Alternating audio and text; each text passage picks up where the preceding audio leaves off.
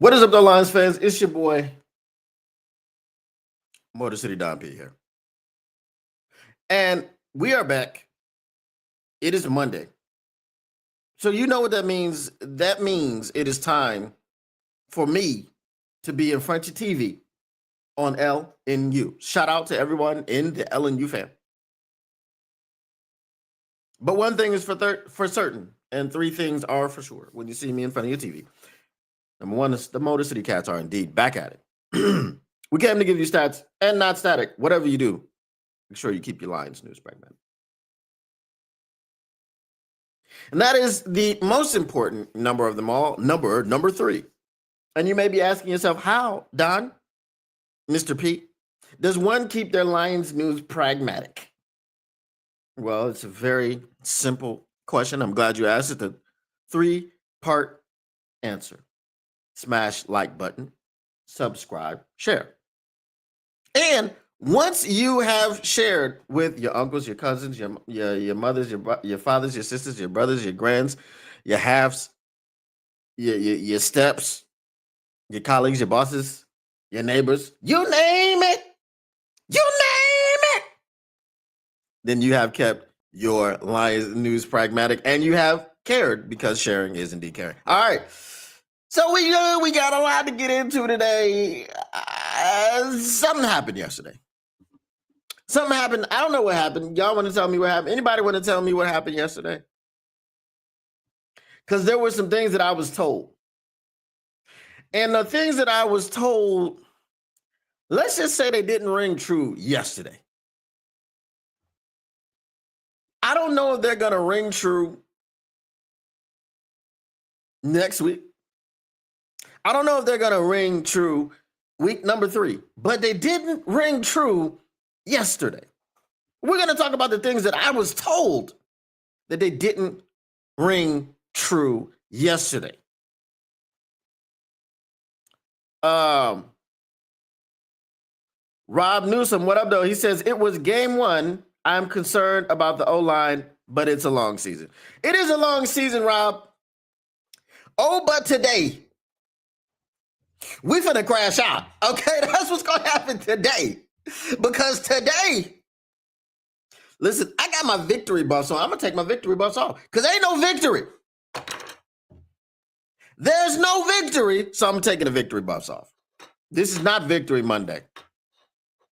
We went through a season last year of 15 Victory Mondays. We won so much that I just kept my victory buffs on. We won so much that I kept my victory buffs on. But today, no victory buffs. Okay, because there was no victory. What up, though, Taylor Made Media? Now, there are 3 prominent figures that we need to talk about today. We need to talk about Kevin Zeitler. We need to talk about Frank Ragnow. We need to talk about Za'Darius Smith. Huh? I know Za'Darius Smith he's a Philadelphia Eagle. And there were a lot of Detroit Lions fans that were so happy that the Detroit Lions didn't sign him and that the Eagles signed him. Blah, blah, blah, blah, blah, blah. How did that work out? People, how did it work out? I'm looking right in the camera. How did it work out? You tell me. You tell me how it worked out. You tell me how Marcus Davenport looked yesterday. Did you see him?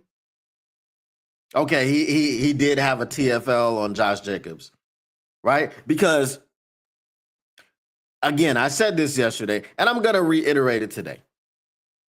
For people, I'm going to say it again for the people in the back, because I feel like there were some people that didn't hear me or didn't understand what I was saying.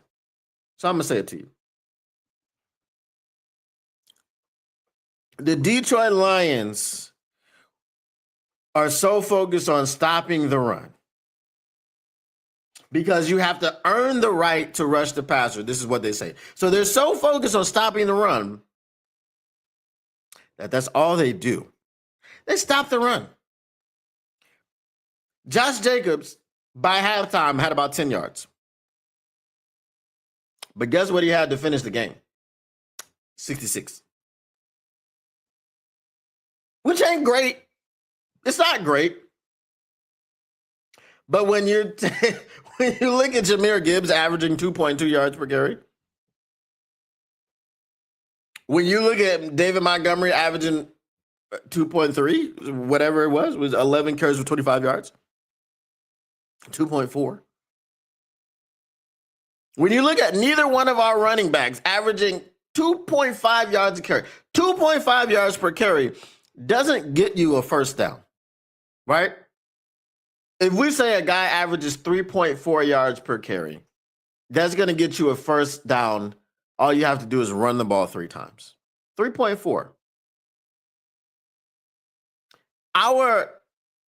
The electrician, our Sonic, averaged 2.2 yards per carry.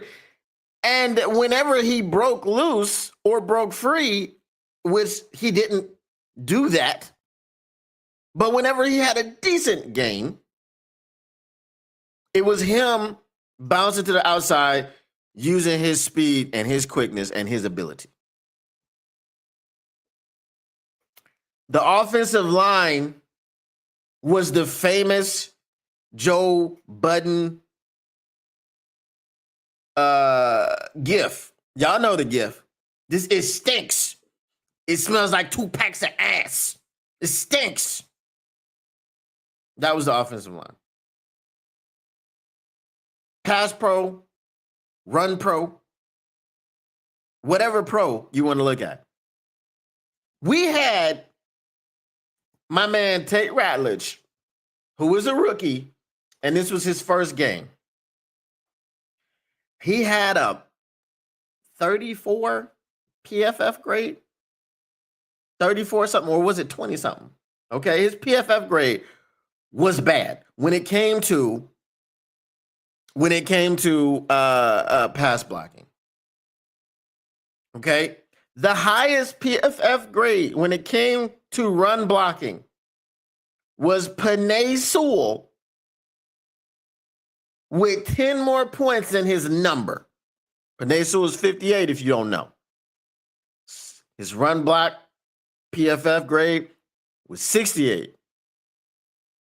Do y'all know Penei Sewell is a perennial 90 pointer? He's in the 90s all the time, like every game. And I said it during the game. I said Penei ain't having a Penei-ish game right now. Penei looking shaky, baby. What up, though, Zach J? Right? I said Penei looking shaky right now. Sure enough, he was looking shaky. Now that brings me to one of the people that I wanted to talk about. I told you we had 3 prominent figures that we were going to talk about today. We're going to talk about Kevin Zeitler. We're going to talk about Frank Ragnow. We're going to talk about Za'Darius Smith. Kevin Zeitler was a man. And this is a common theme now. This wasn't just Kevin Zeitler. This actually happened twice this offseason. Twice. Melvin, what are you doing? This happened 2 times this offseason. Let me break it down to you. Kevin Zeitler was a man whose wife was excited to return to Detroit. Wife! The other guy was a man who wanted to return to Detroit and whose girlfriend is a prominent Detroit figure. But we'll get to that a little bit later.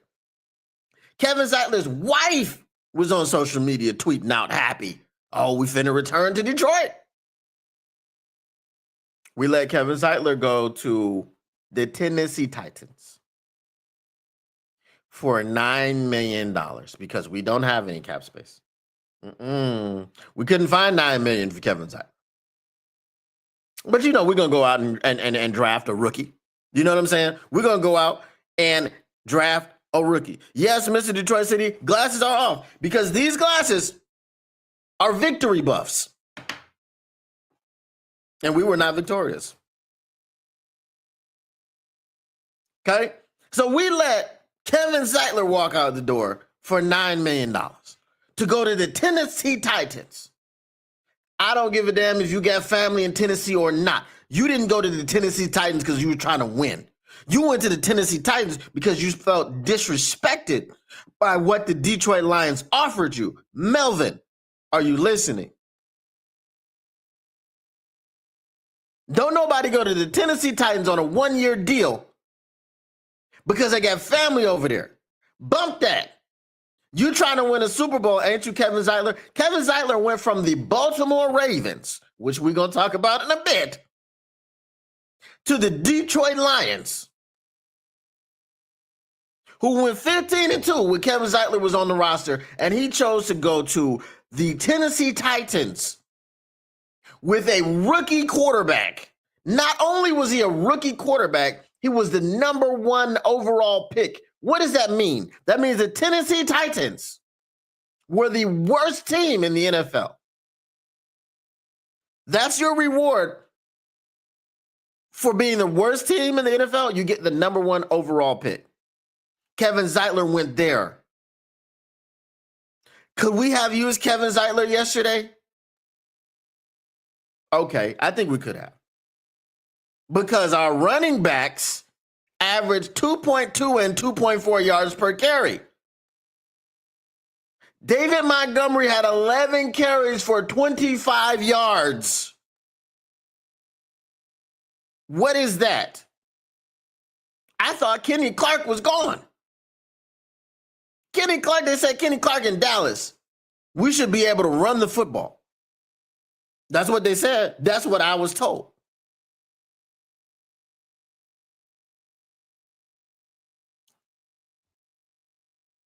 Frank Ragnow doesn't really, he didn't do anything.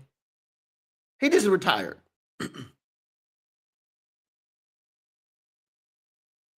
He just retired. But you know what? There was an inkling of the retirement. There was an inkling that, hey, he might go ahead and do it. So because you had an inkling right after the season, Taylor Decker will tell you this. Penei Sewell will tell you this because they've said it out of their own mouths on podcasts. They had a feeling. I'm hooked on a feeling, right? They had a feeling. So only the people in the locker room have feelings, huh? Huh? Brad Holmes, huh? Melvin Holmes, huh? Melvin Bradley? You had no feelings? So you let that man walk out the door and go to the Tennessee Titans because you had what on deck? Kevin Zeitler and Frank Ragnow. One of them definitely could have still been here.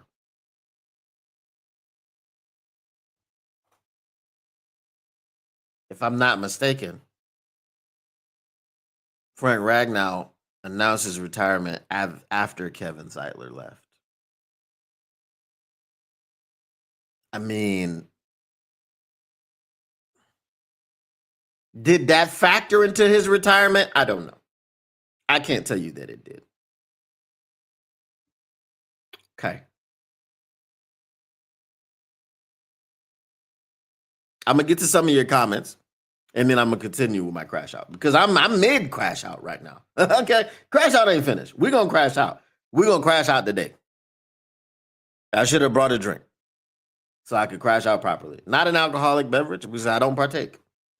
Contrary to what some people believe, I don't partake. All right. Taylor Man says Packers 27, Lions 13. Yep. We're not going to forget that. How did Mike Green look last night? Oh. Don't worry, Zach J. Oh, don't worry. It's coming. It's coming. Don't worry about that. Don't you worry. I got something for Mike Green. Fun fact. Tennessee is like Florida in the sense that he doesn't have to pay a state tax, equals more money in the pocket also. Listen, when you're a multi-millionaire, when you done had multiple contracts, and you're 33, 34, winning, is a thing. But we'll get to the Zadarius Smith offer in a bit too. Oh, don't you worry. Oh, don't you worry. We're gonna get to that. Taylor May says, I was told that too. Yes. My daddy taught me don't catch no feelings. Oh, I done caught some. Rob Newsom says Goff wasn't throwing the ball down the field. You have to spread the defense out to run the ball. Well, guess why Goff wasn't throwing the ball down the field? Because he didn't have time to do so. As I told you. Tate Ratledge. Let me. Where's my phone? I don't know what I did with my phone. That's crazy that I don't know what I did with my phone. I probably left it in the car. Anyway, let me get this for you. Lions, Packers, PFF grades. Okay, because I don't want to misquote. All right. I don't want to misquote. All right, so Lions Wire has best and worst PFF grades for Lions versus Packers week 1. All right. Top 5 offense. Offensive tackle Penei Sewell overall 70.8. Okay. Now I told you 68 was his run blocking. Right? Sam Laporta 70.6. Wide receiver Amon-Ra St. Brown 69.8. Running back David Montgomery 67.8. Running back Jahmyr Gibbs 62.2. We're just going to say Sam Laporta is not a lineman. The only lineman listed in the top 5 was Penei Sewell. Okay? And as I told you, Penei didn't have a Penei day. He didn't. All right. Bottom 5 offense. Graham Glasgow, 43.6. Jared Goff, 45.5. Brock Wright, 50.5 out of the wide receiver Jameson Williams, 53.7. Now, how J-Mo had 4 targets, 4 catches. Don't understand how he had a little bit anyway. Offensive guard, Christian Mahogany, 54.4. Christian Mahogany was getting his ish pushed in. Okay? He was getting his ish pushed in all game. All right. Now let me find Tate Ratledge. I'm going to look at the actual PFF. Let's see here. Okay. Where are we going right here? We got the game overview. I don't want to see that. All right, let me get the individual grades. Where are we at with this? Where we at? All right. Player participation and snap counts. That's not what we want. Initial PFF grades. Okay.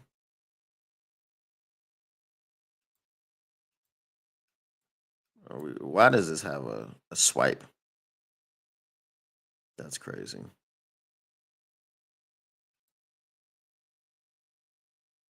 That doesn't work.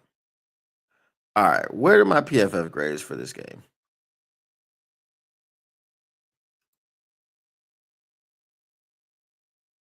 All right. So here are the key takeaways. Yards after catch, yards on explosive passes, yards on deep comps, air yards. All right. Where is his? I had it on my phone. Anyway, his grades are bad. Okay, his grades are bad.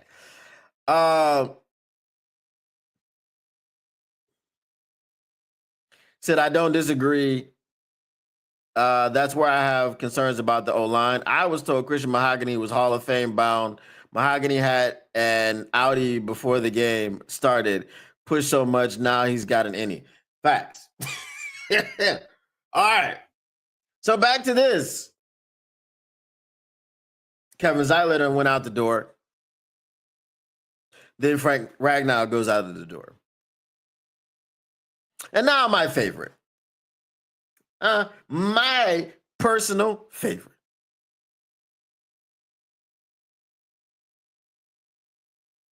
Za'Darius Smith.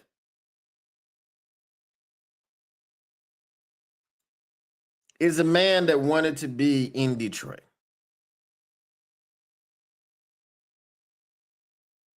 Now, I let me find something for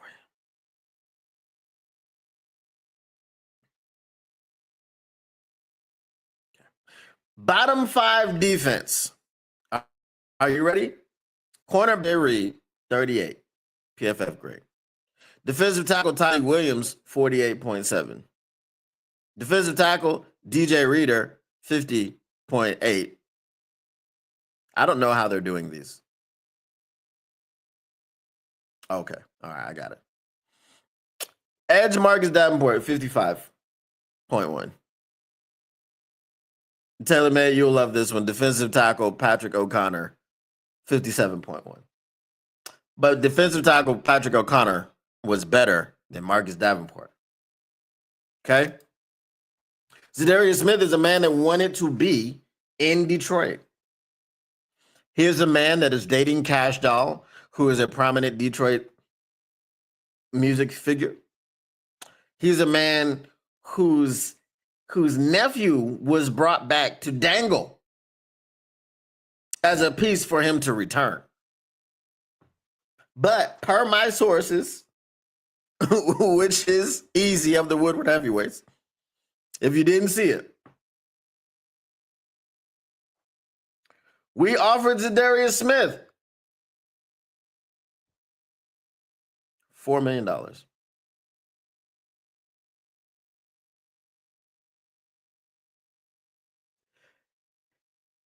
I'm gonna let y'all marinate on that.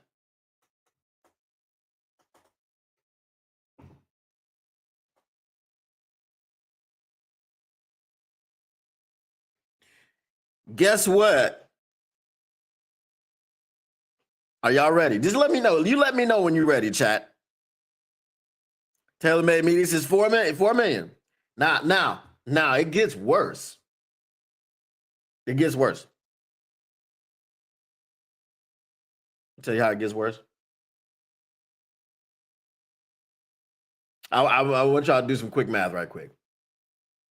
We cut Za'Darius Smith and he had a $5 million dead cap hit. We offered him $4 million to sign. He went to the Philadelphia Eagles for $9 million.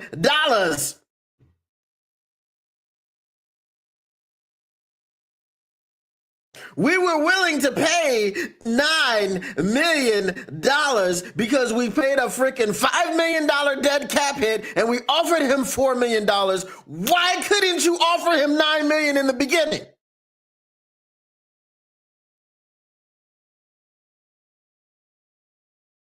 You cut him to save $2 million and you got $30 plus million in cap space.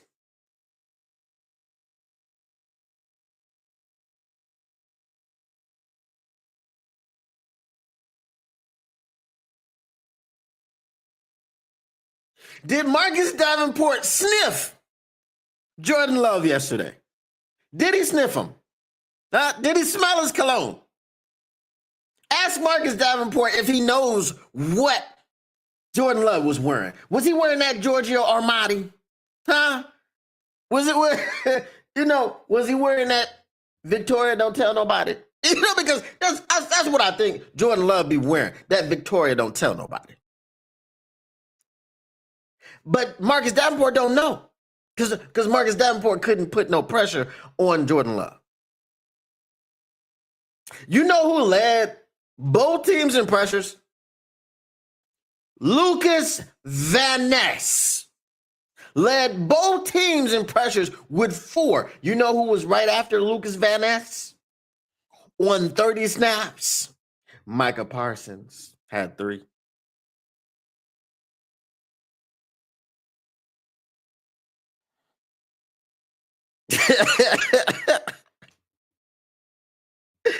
He said, "This sounds like girl math." No, no, no, no, no, no, no. All right. All right. So let me get some of these in. Davenport looked like a dude who didn't want to get hurt. Facts. Like, buddy, if you don't want to get wet, stay away from the damn beach. Fact. Always follow the money. Facts. Pause. And Victoria, don't tell nobody. All right. You can't throw the ball if the interior of your defense collapses on every play. Goff has to have at least 2 seconds to throw. The man had 0.5 seconds to survey the field, and that's not going to get it. Facts, Will Murray. I do not disagree. Our offensive line was trash. Trash. Right. The real thing all Lions fans are not talking about is this, which I've mentioned before. Brad Holmes' arrogance and smartest person in the room vibes. He strategically dropped J-Mo contract at midnight. Oh, we're going to get to Brad Holmes. We're going to get to Melvin. Oh, I'm not done with Melvin. Okay. I'm not done with Melvin. All right. When we should be focused on Green Bay. Oh, so you're saying, yeah, okay. Because you had to finish that one. Okay. We should have re-signed Zeitler. Yeah, I already crashed out about Zeitler. Zeitler, that was my first crash out. We're moving on to my next one. This is all about crashing out today. Dude needs to be focused on making trades and signing contracts, not wearing his own high school jersey around the office, acting like he's hot-ish. Right? So now, and I said this. No, I feel you. I feel you, Will. I said this before. The last guy that was our best GM ever failed to make one move. And everybody hates him. Everyone says he was a trash GM because he was the guy that did similar to what Brad Holmes has done. Okay? He was the first GM after 0-16 to pull us out of the depths of 0-16 and to go to the playoffs. This has happened before. It wasn't Brad Holmes. Brad Holmes is not the first GM to take us to the playoffs in 30 years. We won a playoff game for the first time in 30 years. 33 years? With a Brad Holmes put together team. But Martin Mayhew was the guy that pulled us out of the depths of 0-16 and brought us back to the playoffs. Okay? Martin Mayhew's biggest, he had two. Eric Ebron instead of Aaron Donald. And failing to resign Ndamukong Suh and then have a backup plan. See, because all those things happened in the same year. Instead of having Aaron Donald play next to Ndamukong Suh, we had Eric Ebron. And then after that season, Ndamukong Suh walked out of the door and we had Eric Ebron and not Aaron Donald. Okay? Now, a guy who we absolutely hate. A guy who we absolutely hate in Detroit. His name is Bob Quinn. What do we say about Bob Quinn? Smartest man in the room syndrome. Here we go. Mr. Detroit says, smartest person in the room vibes. What was Bob Quinn's smartest person in the room vibe? What did he do? Does anybody remember when he was really in his bag on I'm the smartest guy in the room? Y'all don't know what y'all talking about. When did he do that? I want the specific player. Tell me who it was. Right? Tell me the specific player where Bob Quinn showed that he was going to be the smartest guy in the room or he was going to get fired. And it wasn't Jeffrey Oh Hell No Cuda. It was close. Jeffrey Oh Hell No Cuda was the second one. It wasn't Jelani Tavai. It wasn't Jelani Tavai. I mean, they might have been 1A and 1B, but Jelani Tavai, because he was a third round pick.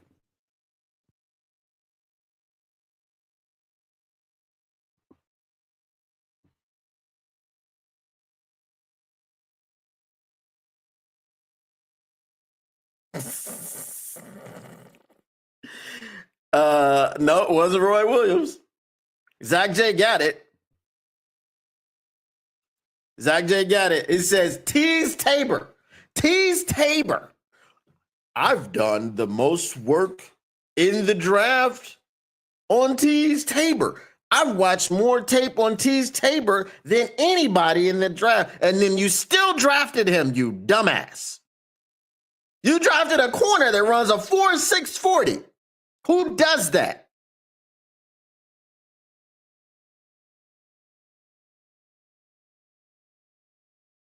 You drafted a corner who runs a 4.6 40 who doesn't fit your scheme. And you put him on your goddamn team because you're the smartest guy in the room. Guess what?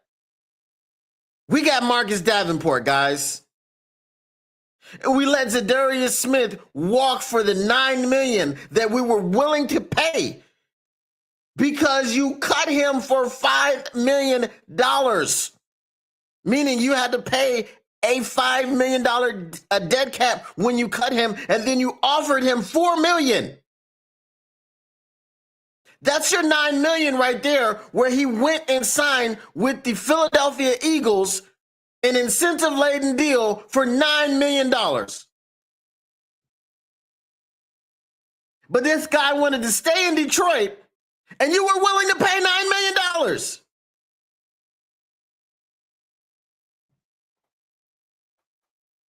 But he's a Philadelphia freaking Eagle. Meanwhile, Jordan Love had time to do a freaking research paper in the pocket. Jordan Love had time to catch up on the last season of Reacher in the pocket. Jordan Love had time to go see Jordan Poole's new movie, Him, that don't come out until the 19th. He had time to travel into the future to watch the movie and then come back and throw passes.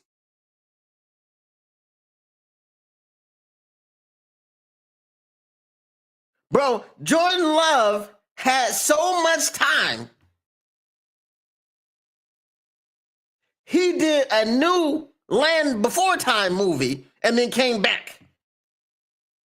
Shout out if you know, you know. Land Before Time, maybe that's before some of y'all time, but Land Before Time, you already know what it is.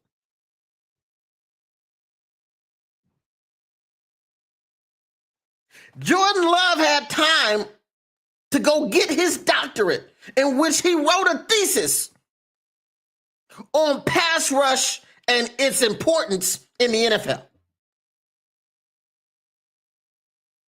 As I said, Marcus Davenport didn't sniff, pause, Jordan Love.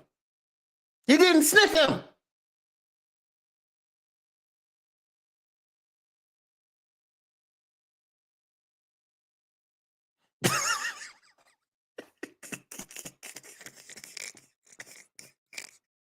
I'm just going to put it up on the screen.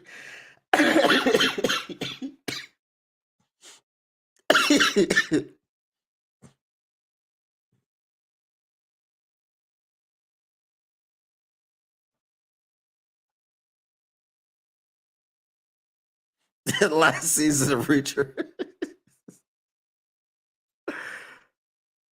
Imagine how cheap Max Crosby probably was, and after the C. Wilkins news, I bet Max really wanted out. Probably could have slang less than Micah Hall and paid less than 30 AAV. But we're good, guys. We're good because we've got Marcus Davenport. And I believe in Marcus Davenport, right? Because that's what we were told. That's what we were told.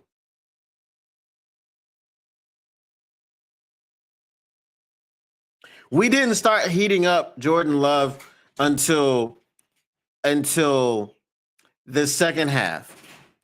And in the third quarter, Love looked like the Jordan Love we all know and love. He was not effective as a passer in the third quarter. Really, he did most of his damage in the first quarter, in which I believe he had 93 yards passing. Because there were people running wide open. I'm not going to get on Terrion Arnold. Because as I said, Jordan Love was sitting back in the pocket reading books. He was reading Crime and Punishment. He was reading War and Peace. He was reading The Art of War.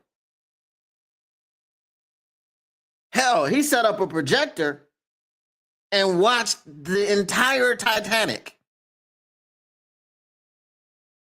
And then came back and threw a pass.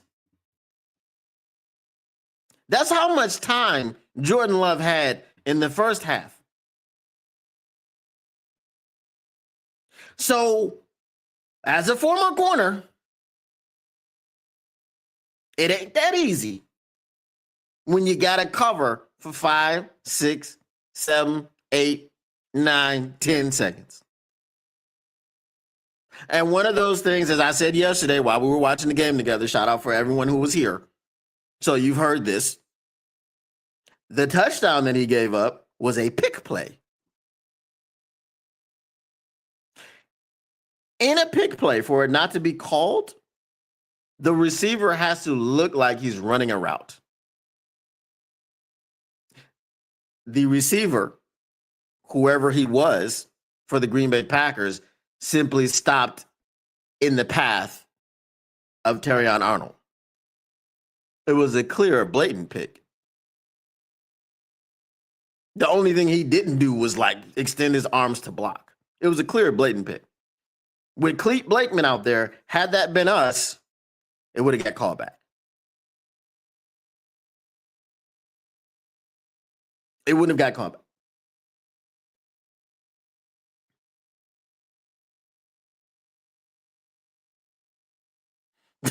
He said LMAO just watches in the corner. Jordan Love learned a new language Sunday. I want y'all to put those in the chat. What did Jordan Love had time to do on Sunday? Love was back there reading Aesop's fables. Oh.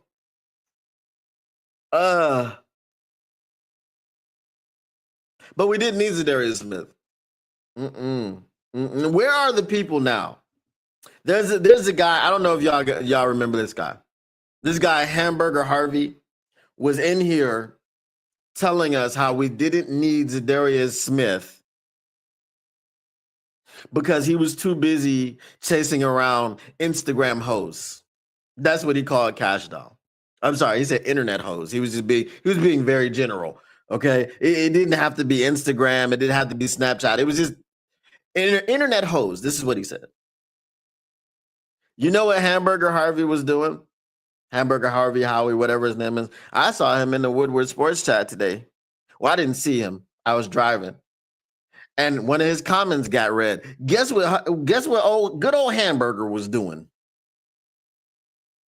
Can y'all guess what he was doing? He was complaining about the pass rush. How are you going to complain about the pass rush when you were doing a happy dance because we didn't sign Zadarius Smith?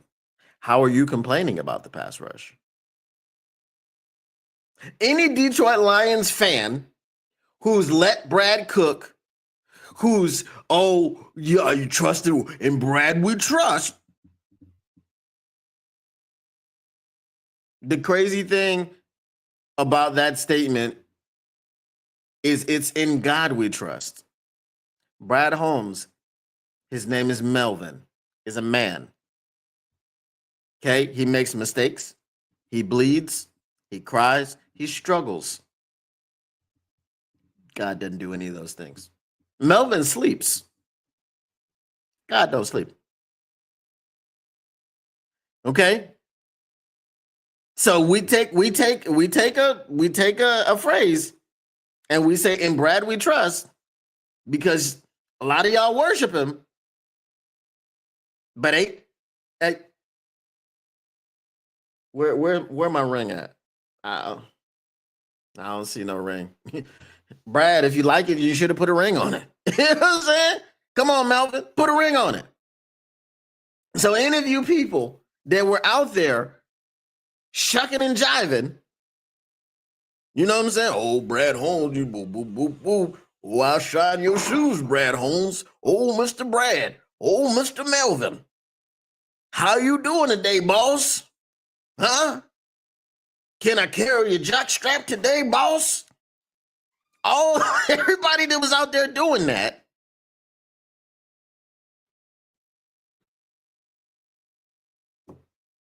Marcus Davenport, ladies and gentlemen. Bottom 5 PFF graded on the defense. Bottom 5. That means he stuck out to them. That means he stuck out to the people at PFF. Now we don't really respect PFF. But when you see the same thing that PFF sees, then you go, they're not really tripping on this one.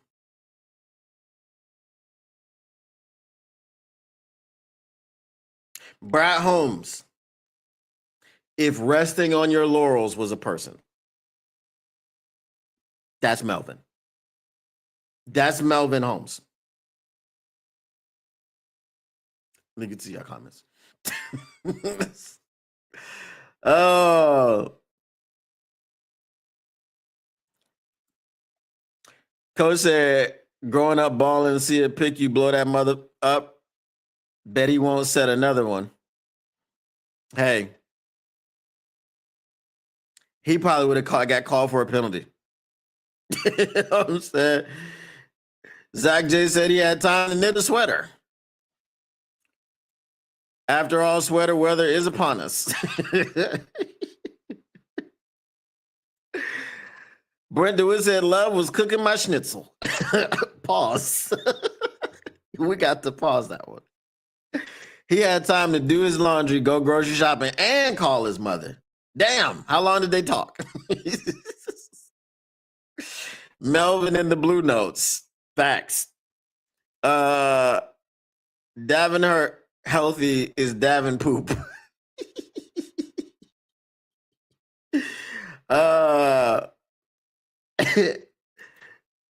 Taylor May says, let Brad cook. I mean, what did he cook? What did he cook? I don't know what he cooked. You know, Brad is too busy watching injury highlights in a dark room. Where are his hands? Where are his hands? I hope Brad brings Christian Wilkins in for an interview and Christian shove his finger up. That's crazy work. That is crazy work. Davin Deport is more like it. As Mr. Morale 313 so adequately put it, Homes Depot. More saving, less doing. The big thing is this. If this is a Super Bowl window, okay, so all those people that talk about sustained success, again, I will tell you my opinion on sustained success. Ask the Buffalo Bills about sustained success. Ask the Buffalo Bills about being a Super Bowl contender every year for 4 straight years and going to the Super Bowl for 4 straight years and losing out on a victory every single time.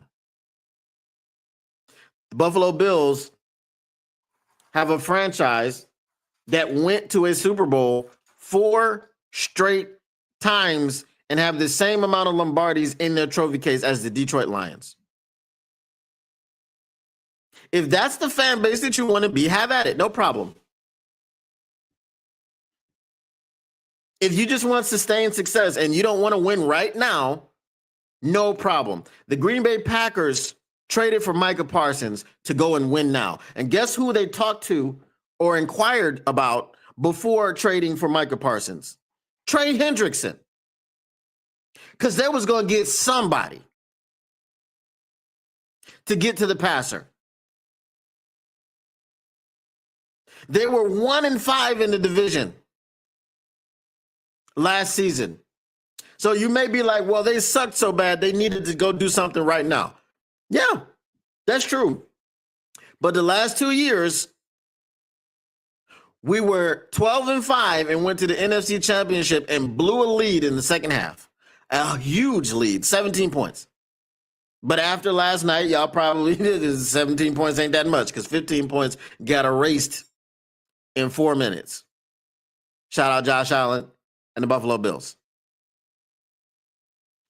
No shout out to Josh Allen and the Buffalo Bills because I'm pretty sure that Lamar looked pissed. Lamar looked pissed. He didn't have no turnovers, played a hell of a game. Balling last night. And Derrick Henry fumbles and opens up the floodgates. But to that end, they did hang 41 points on that Ravens defense. So, I mean. But if we don't get our play calling together, who cares? If we don't get our protections together, who cares? We're not going to hang that on them. How did New York Jets look on offense? How did the New York Jets look on offense with Justin Mother effing Fields? Hung 32 points on the Pittsburgh Steelers defense. Probably would have won the game, but Garrett Wilson got his ish pushed in by Jalen Ramsey. He took his manhood. He said, you think you about to catch this pass to help y'all win this game, Jakob? No, sir.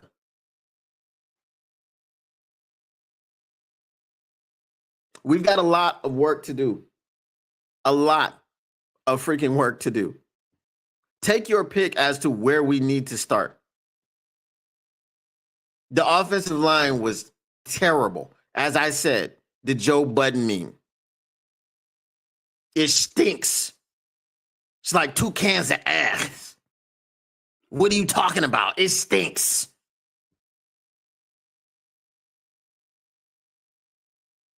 Graham Glasgow was ass. Tate Ratledge was ass. Taylor Decker was ass. Christian Mahogany was ass. The whole line was ass. Jared Goff didn't have no time to do nothing. The interception that he threw, and I'm going to keep saying this, was not a result of Micah Parsons.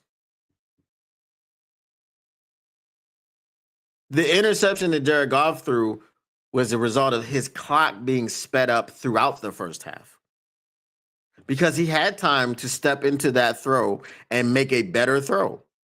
Micah Parsons wasn't that close. Again, the sack that Micah Parsons got was the only drive that resulted in a touchdown for the Detroit Lions.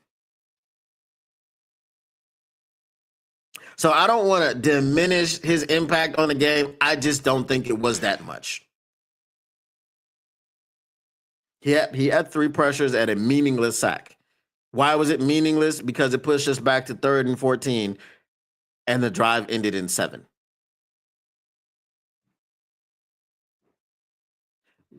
When a person gets a sack in a drive that ends in 7, it's meaningless. Okay, you just set us back some time. You set us back a few yards, and then we made up the yards plus more and wound up in the end zone to end the game, to end the drive. So while everyone was busy cheering in Lambeau Field, Micah Parsons got a sack. Oh my God. I can't believe this is my life. I can't believe this is my life, dog. Micah Parsons came in and got a sack, baby. Then we scored 7. I mean, it doesn't matter. Panay was ass. Everybody was ass.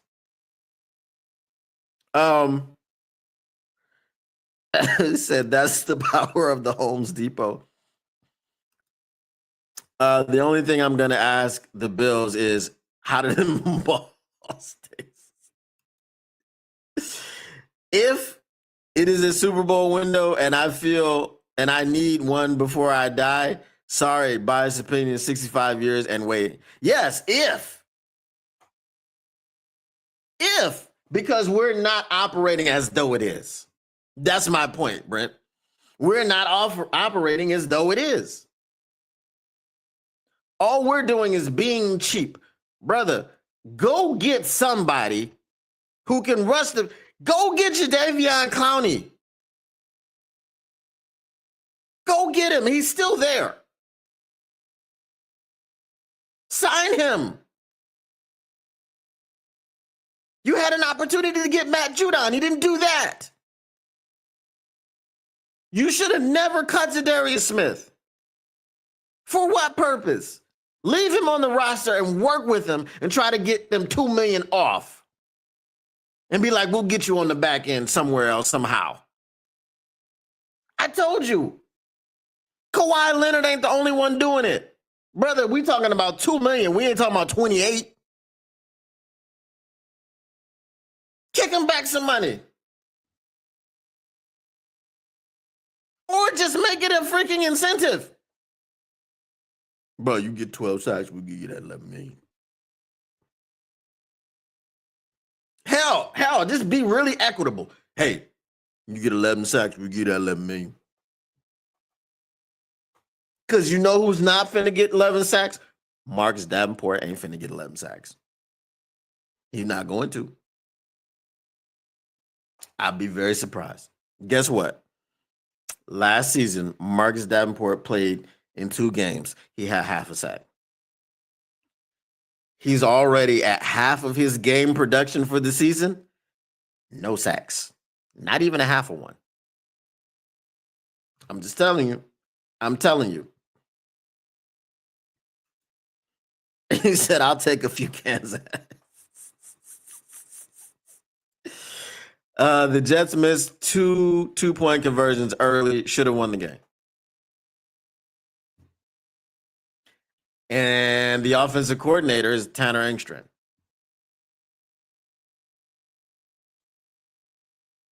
Johnny Mo's play calling wasn't great. Now listen. It's early. I don't think Dan Campbell was gonna fire Johnny Mo. He's definitely not firing Kelvin Shepard. It's early. It's too early to be talking about firing people and all these things. I think organizationally, they failed to prepare for this moment. Right? You didn't play anybody in the preseason, which you didn't do last year. You went 15-2, but you got new coordinators. I don't know. Something needed to be done. There are a lot of people that are upset about Johnny Mo being up in the box. You know who was up in the box last year? Todd Monken. Now we don't have Lamar Jackson. We could have had Lamar Jackson. Very easily, we could have had Lamar Jackson. He fell past us. But it was okay because we had Matt Stafford. How'd that work out for us? I don't know. I mean, we could have been the ones leading the innovation in quarterback play with a guy like Lamar Jackson. I mean, we might have screwed it up anyway, but who knows? You know. What up, though, Lisa? Ticket sales are up, though. Right. Ticket sales, ticket prices. Sign Sheriff Asante Samuel Jr. and trade for a DE. You don't even have to trade for one. You can just go sign Jadeveon Clowney. Sign Sheriff for real because we need a veteran guard. Because I'm not finna sit up here and watch these two do this for the whole year. Now, we're gonna step back from the ledge. I don't think it's gonna be this bad. Okay, there's an old saying: nothing's ever really as bad as it seems, and nothing's ever really as good as it seems. Right? Just like we learned last year, 15-2 wasn't as good as it seemed, and 0-1 probably is not going to be as bad as it seems. Dan Campbell was like, "Yeah, remember in 2022 we were 1-6, and people wanted us to fire AG and Ben. I don't think anybody ever wanted you to fire Osama. I don't want to say it, but in a few minutes we're gonna go ahead and check out this Bears game, and we're gonna see what it looked like.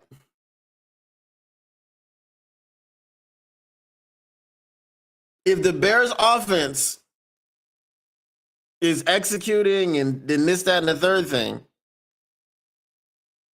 we are in trouble. I don't want to give Osama any props because he's a snake and he's a traitor. If we don't fix this today, I don't want to say throughout this week. If we don't fix this today,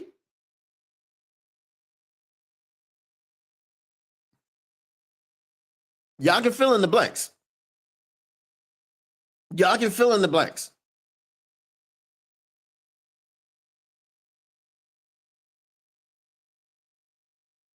To put me in, Sheila, Brad's out. Nah, Clowney only have 400 volunteer hours. Brad wants someone with at least 500 volunteers hours before they can play for us. Johnny Mo's play calling was horrible. I'm concerned with the O-line as well. Chip Kelly is a box guy. Jake Bates had more tackles than This is what I said about Hutch yesterday. Okay, and this brings me back to my point that I started out originally with. The Lions are so good at stopping the run that they make you one-dimensional. But here's the thing. The dimension that they make you is the one that they are worst at defending.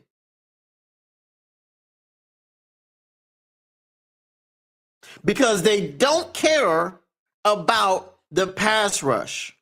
We have one elite edge rusher, and we don't need anybody else. We're just going to funnel everyone to Hutch. Well, guess what? That's not a winning formula because we haven't won a Super Bowl. How did it work out in the NFC Championship game? How did funneling Brock Purdy to Hutch work out? Did it work out? It didn't. Did Hutch have any sacks that game? He didn't. You have years of evidence to show you that that doesn't work on the level that you need it to work on. Hutch is great. I love Hutch. I want him to be a Lion for life. But what I also want is for you to be rushing the passer from both sides. It is allowed. It's okay. All these Josh Pascals and Marcus Davenports and Levi bumping to the outside, all of this stuff is asinine. It doesn't make any sense. You can't rush the passer, but you can damn sure stop the run and make people pass on you. Oh, wait.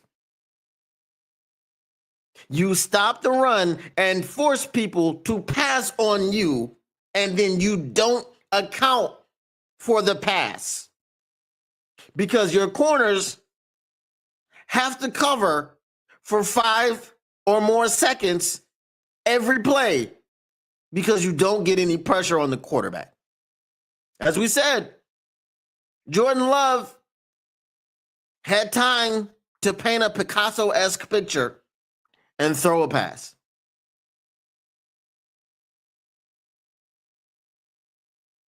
Jordan Love had time to go through the full Sopranos box set and throw passes.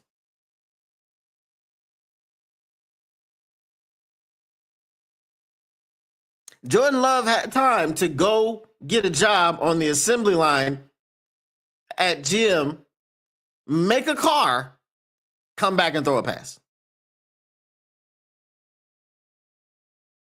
You force people to tie the hand behind their back, but then the hand that's free is the Super Saiyan hand.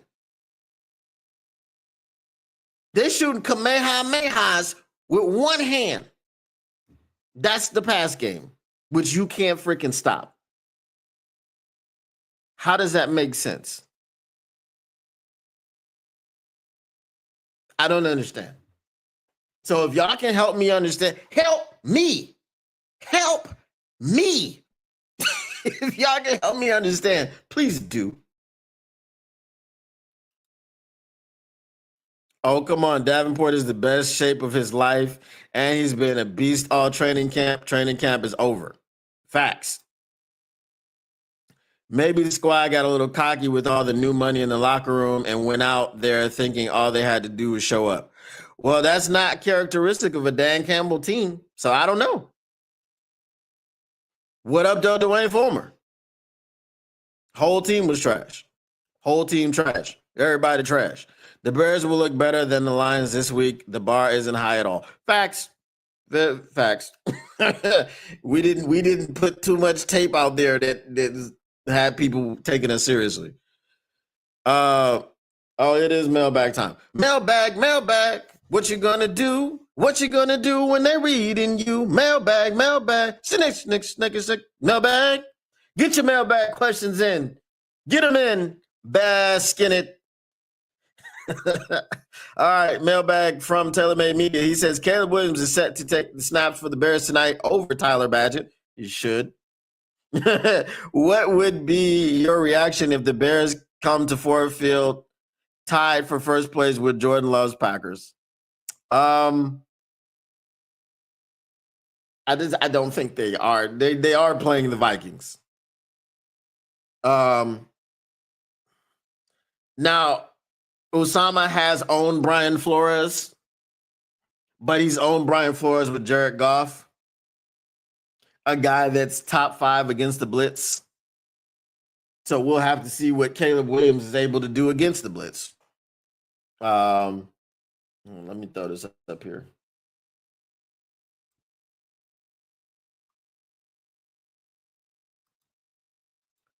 Let me see. I don't know why this is still from yesterday. All right. Give it a few games. Bring in John Gruden to either GM or OC. You know what? I would bring John Gruden as the OC. Facts. He might be a racist POS, but we ain't got time. We ain't got time to talk about nobody's, So the Bears currently they got a 3-and-out against the Vikings. Vikings are punting. I'm assuming it was 3-and-out. 2 minutes ran off the clock, so it's possible there was something else. Vikings 27-24. I hope. MCDC and John Gruden equals legendary energy. Asinine, can you say that, use that in a sentence? I give her face a 7 and her asinine. All right, Caleb Williams taking his first snap. Not Kamehamehas. Kamehameha. All right. She says Vikings look pretty good already. It's early, so maybe it wasn't a 3-and-out. Caleb Williams holding on to the ball. Yeah, he's not processing. It's clear. Do you think Tesla should start from this point on during 3 wide receiver formations? He's shown that he can't be guarded, and I think he's definitely ready. I don't know that I would start him, but I definitely would give him more snaps because that catch saved us from breaking our streak of 49 straight games with the touchdown. So, yeah, Caleb is doing the same thing Caleb does, bro. Caleb hasn't stopped playing hero ball. Caleb hasn't stopped running around in the backfield. And they're not. They've had 2 straight plays and they've both been passes. So, we can see whose offensive game plan was to run the ball, to establish the run. That was Dan Campbell, not Osama bin. Whoops. Take that back. JJ already sacked. Okay.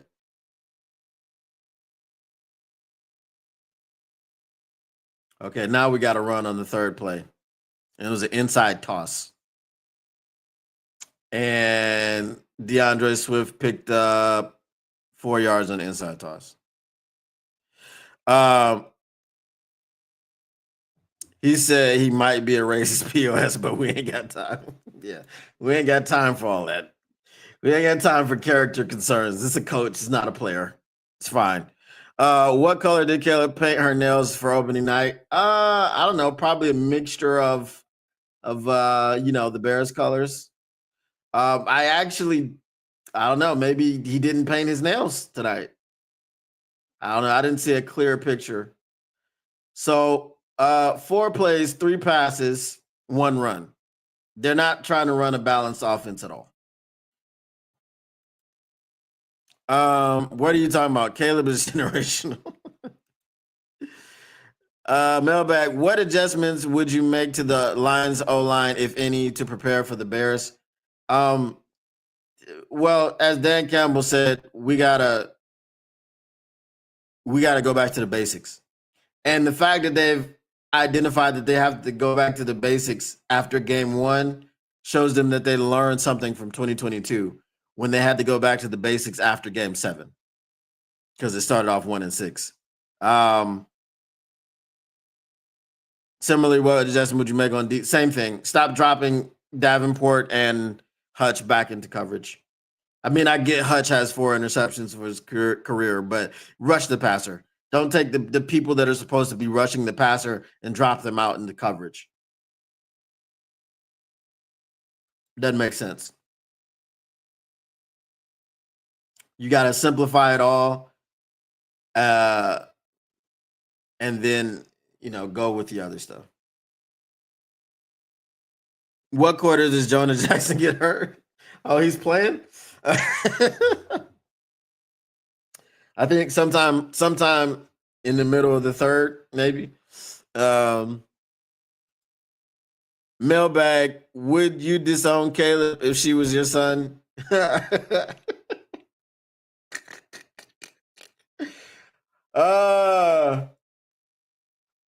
Possibly. I want to get canceled. Let's see. Let's see what Caleb does here. Calls a timeout. You have to burn a timeout on 3rd and 5 because the play clock was running all the way down to 0. And Osama is dropping F-bombs because he did that. I just think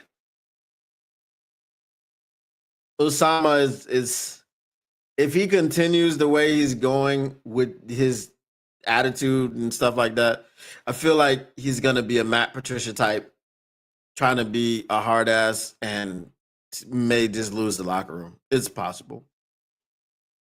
Mailbag, how likely are the Lions to dial up Jameson Williams for 10 targets next week while everybody focuses on the Tesla kid? I don't think that's going to be likely. I mean, he did have 4 targets this week and 4 catches. They just got to block, man. They got to give Jared Goff time. And when you give him time, you just open up everything. You open up the run game because they're opening up holes. There we go, Caleb. Nope, and that's incomplete. How? How are brother? Oh no, actually he did get it. Wow. Okay. Yeah, he got it.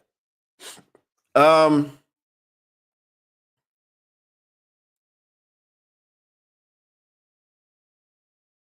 uh I don't know what Brian Flores is doing, why he isn't dialing up the blitzes like that. I mean, they're doing nothing but passing.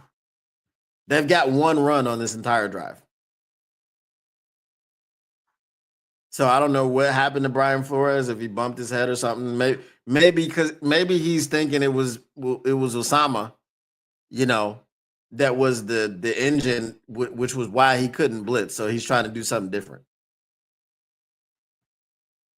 Wow, they've burnt 2 timeouts.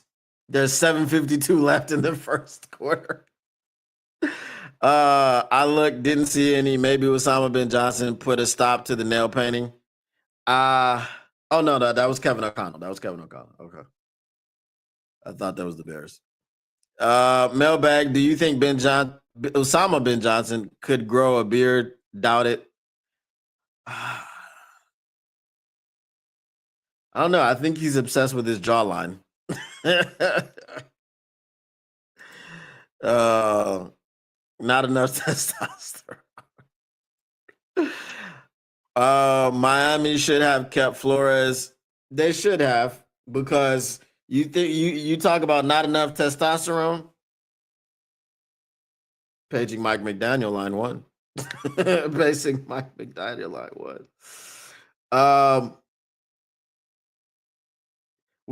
So what do y'all want to do? Y'all want to stay for a bit and watch this damn Bears game, or what? Because I mean, I don't know. Like I'll stay on for an extra 30 minutes if y'all want to watch the Bears game with me. If not, then we'll just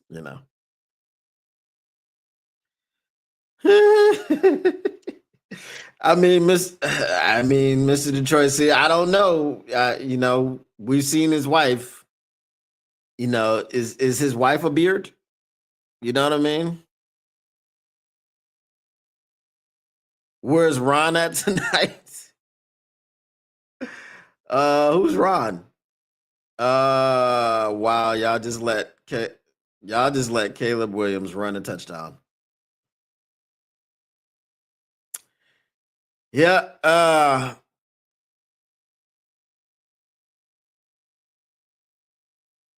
that was a very good first drive for the Bears. Unfortunately.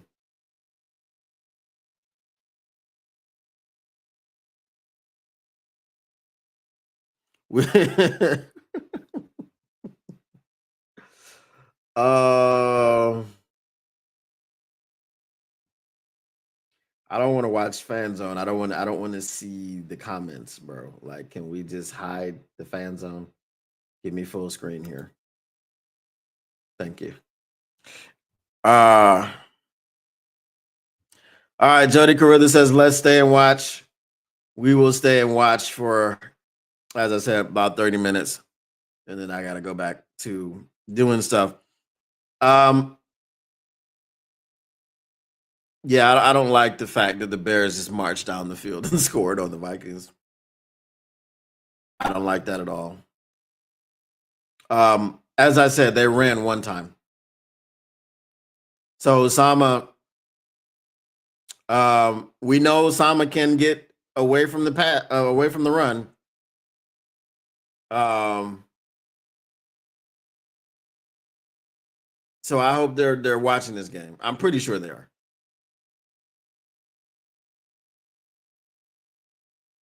I'm guessing that drive was like 8 plays. So I'm gonna say seven passes, one run.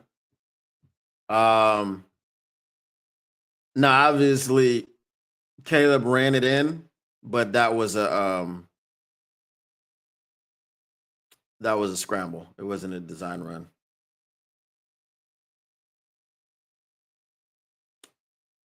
2K26. Who's playing with the WNBA? Who's playing with Angel Reese?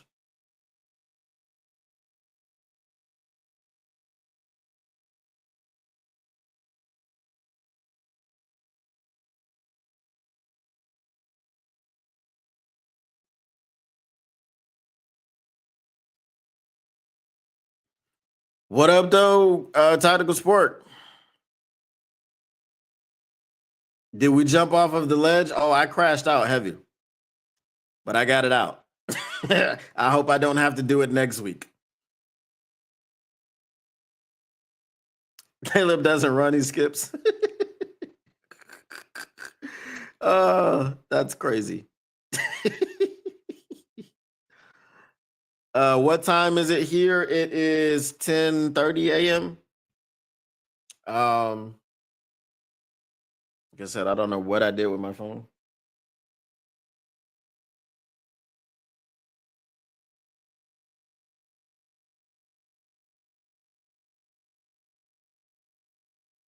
I already think the Lions really gonna have to do a lot of work for Sunday's game. The Bears don't look like they will be an easy win.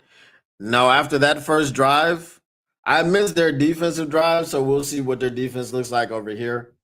Um,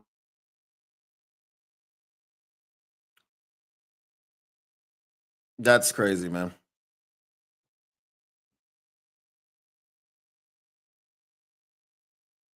That's crazy.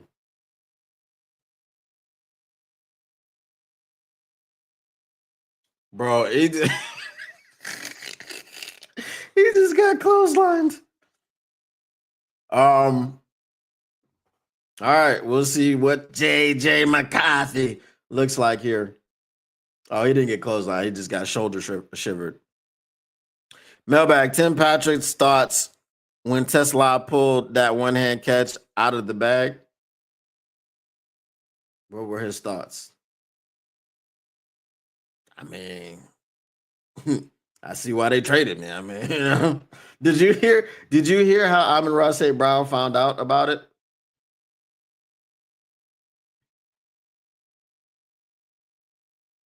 They had one of those little wide receiver screens for Jettas, and they blocked it up, and he picked up 4 yards. My wide receiver screen for us yesterday, minus 4 yards.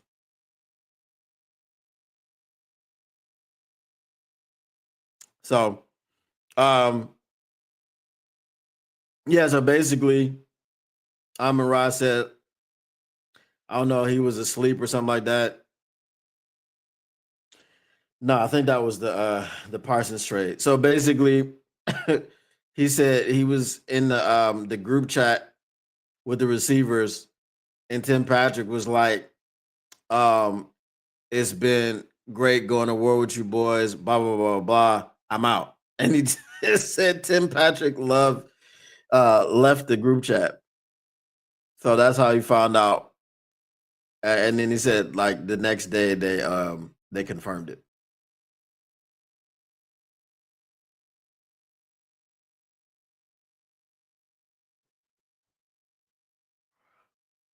Third and fourth, JJ McCarthy. Oh, Ducks. Oh, the turf monster. The turf monster got JJ McCarthy. He ducked away from the pressure. Um, and was about to pick up a first down, but he tripped and fell. That's crazy.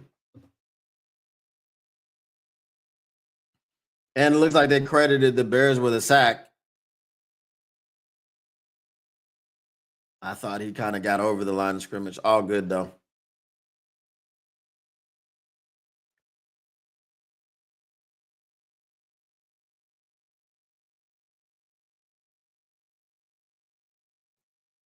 Two drives, two punts for the Vikings. Caleb says, "Don't trip, Skip." Um,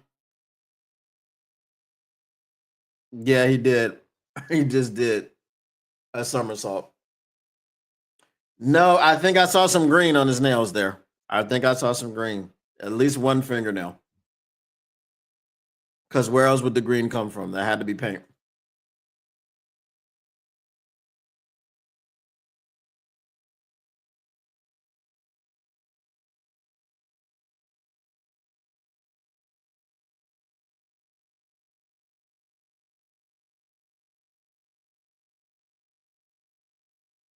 These generic commercials that be on like NFL Network and stuff are crazy. I'm watching a commercial for Collars and Co. Collars and Co.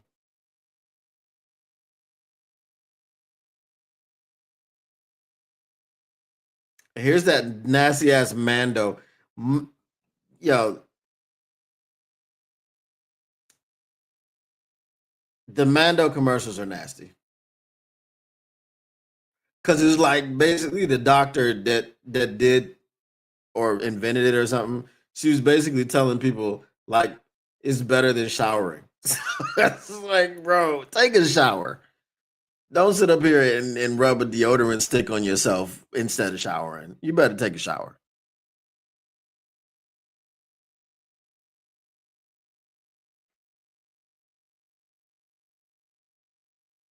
All right, so it looks like I have the TV commercials. I usually get the commercials from the app, but yeah, I'm getting the TV commercials because it's life insurance and Super Bowl. Yeah, I got the TV commercials. Hope old girl brush her teeth at least. Bro, I don't know that. If you ain't washing, did you wash your ass today? If you ain't washing your ass, I don't know if you brushing your teeth.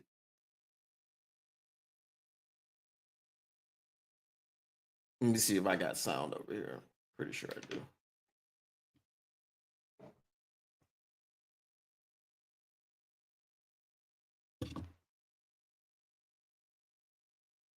I actually don't have sound. I guess I have to. Oh, it's muted.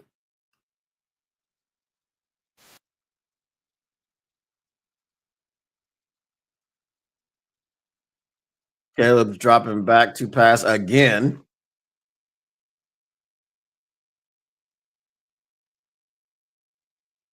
Why is Brian Flores not blitzing? This is his thing.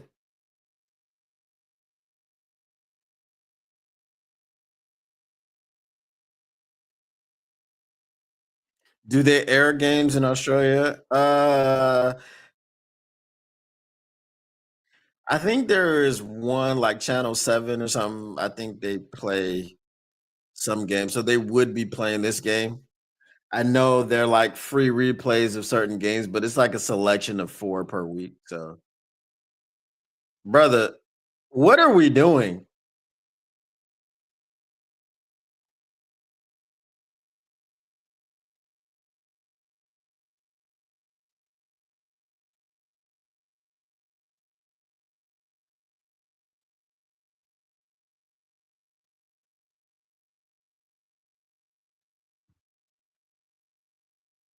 Uh,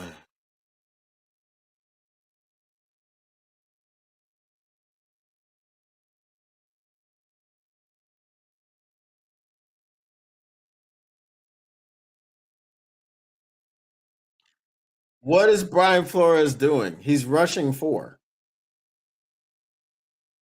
and it's not working.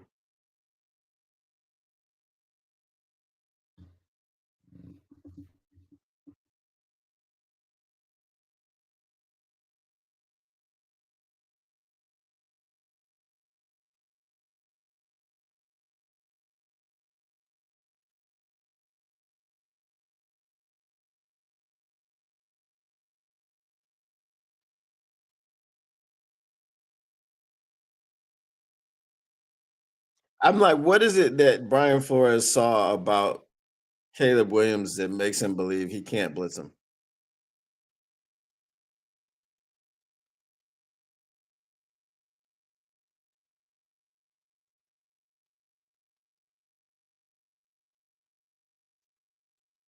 I mean, Caleb Williams just does crazy stuff. Like he'll just run around and throw the ball up in the air.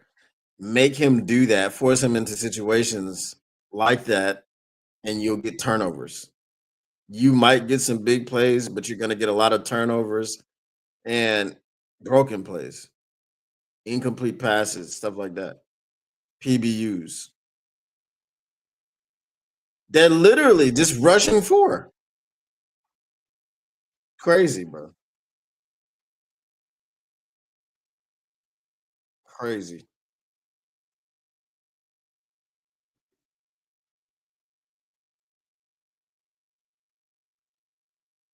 So mailbag, I'm not jumping off the ledge yet, but if this season goes astray, is Melvin in trouble? Well, yeah, because it's the way that it would go astray. Like we don't have a pass rush. And Melvin was, yes, victory lap. See, that's the type of dumb stuff I'm talking about, right? On 3rd and 2, Osama bin Johnson dials up a wide receiver screen backwards.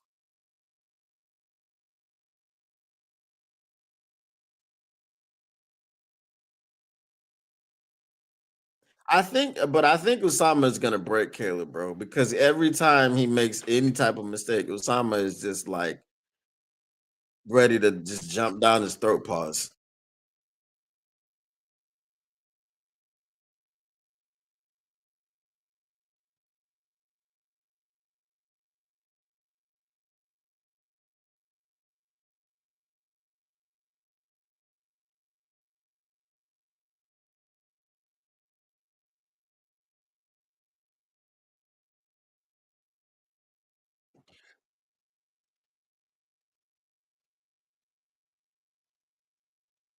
If you ever eating at Brad's house, remember to never ask him if he wants another plate because remember he's good.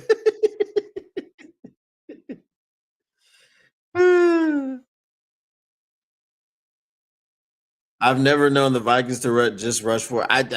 This is what I'm saying. What did you see about Caleb Williams that makes you believe something different? I don't get it. Isn't this Kevin O'Connell?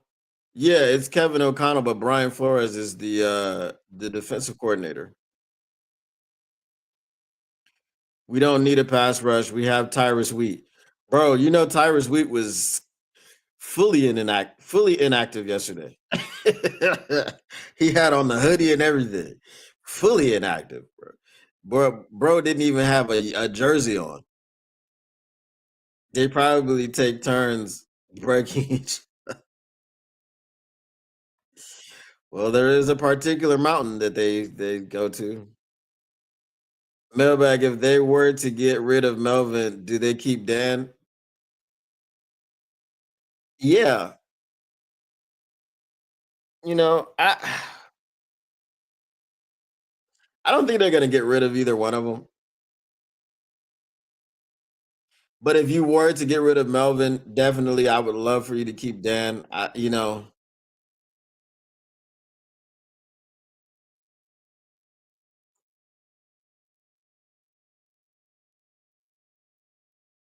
But I mean, the philosophy of just having one pass rusher, is that a Brad and Dan thing? Is it just a Dan thing? They had to have this discussion. So at that point, but if you saw as Dan, if you saw that they fired Melvin, um I gotta change the name. It used to be Brad Campbell, now it's Melvin Campbell, right?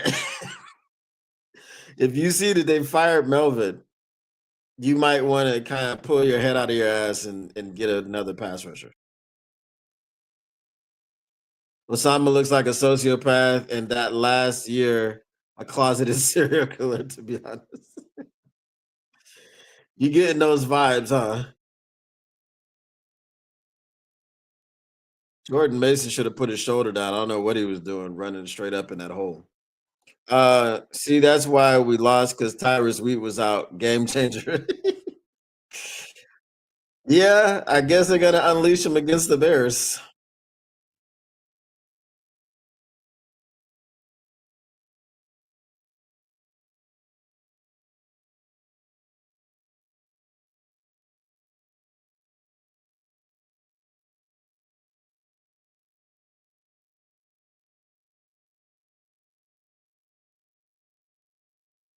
Mason just runs straight up, right? He just don't put his shoulder down. If Melvin gets fired, MCDC looks at third picks differently. LMAO. Yeah, because it's like, oh, he got. Oh, they're serious, huh? Sheila not playing. Okay.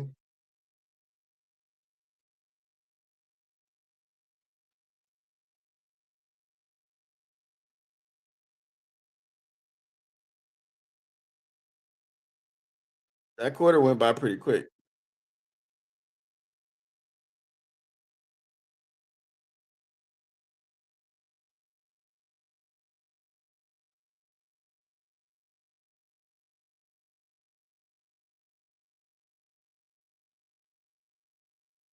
Yeah, that's crazy that I got the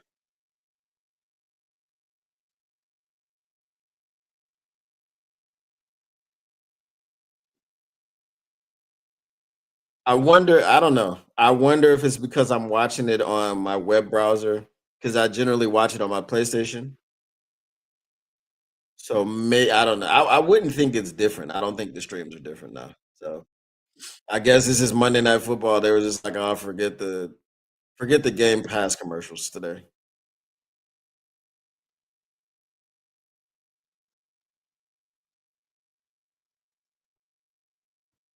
Davenport about to have a cankle sprain. Where does the calf end and ankle begin? No one knows.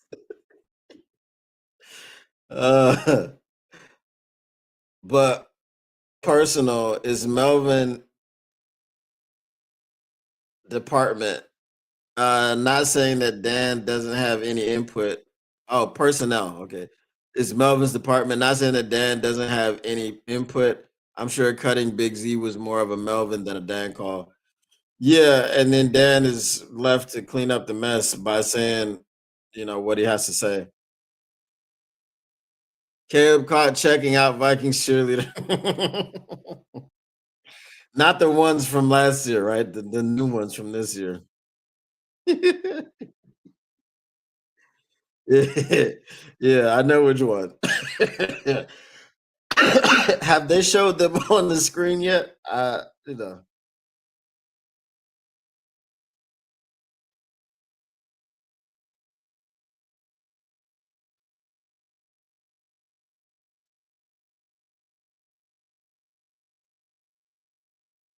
But so here's the thing, right?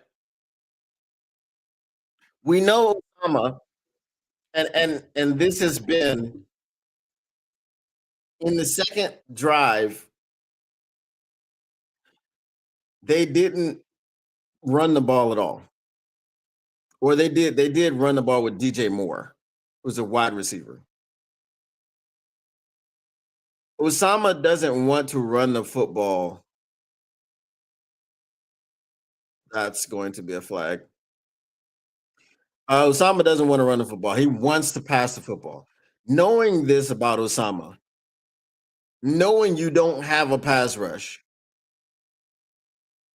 then it just becomes about the arrogance of Melvin.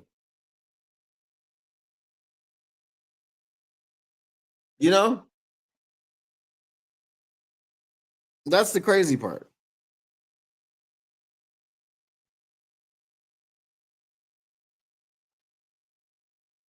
I'll stay to halftime with y'all if y'all want.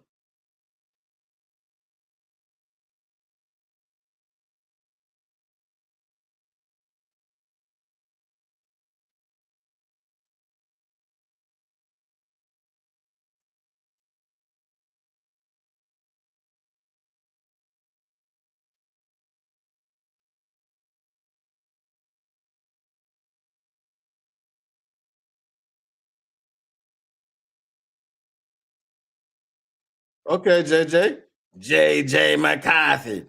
We've got also three mobile quarterbacks in our division.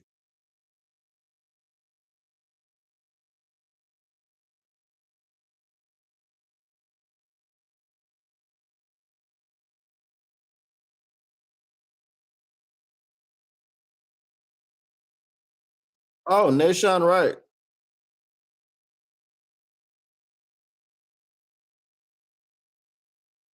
or Nushan. I remember him from what was that show on Netflix? Last Chance You.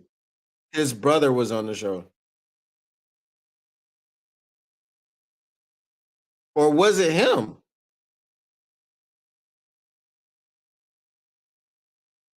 I don't have my phone, so I can't look it up. I can look it up though.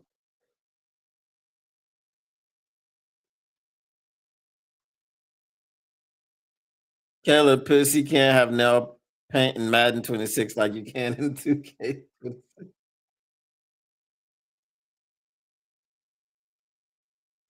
Yeah, Mason is just a straight up runner. He doesn't believe in putting the shoulder down. Caleb Williams bought his OL gifts. Assless. That's wild. That is crazy. They don't travel with cheerleaders, I don't think, unless they floated to Soldier Field on their twinkle toe. Jody getting it in. All right, let me see. Nashawn Wright, last chance you. I think that is him.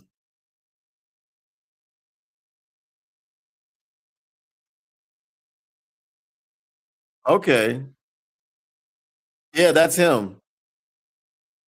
Wow. It's crazy when you watch someone on Netflix and then you see him in the NFL, like Spencer Rattler. I saw him on QB1, the high school one.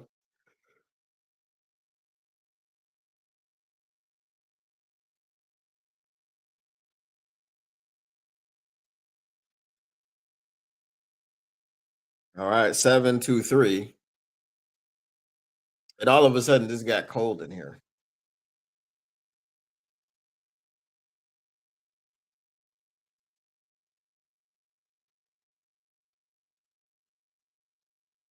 Like Chicago has 2 drives and 2 carries.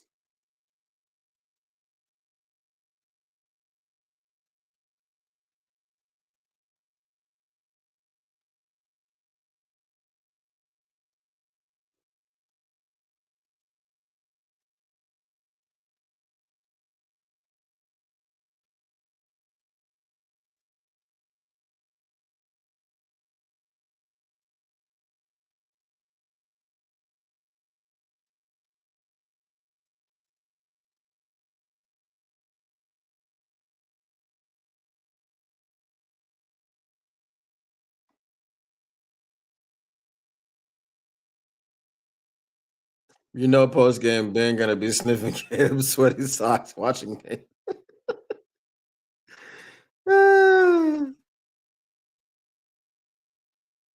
Like these NFC showdowns suck, bro. We got to root for the Commanders next on Thursday.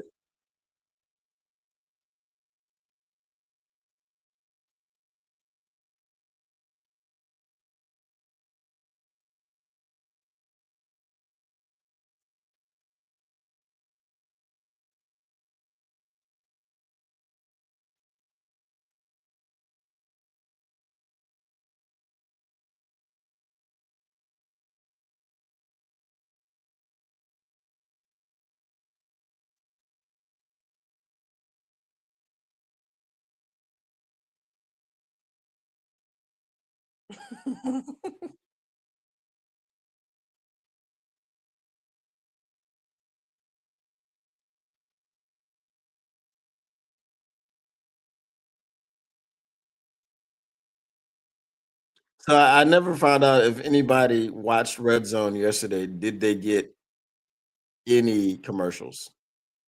Because I didn't get any commercials.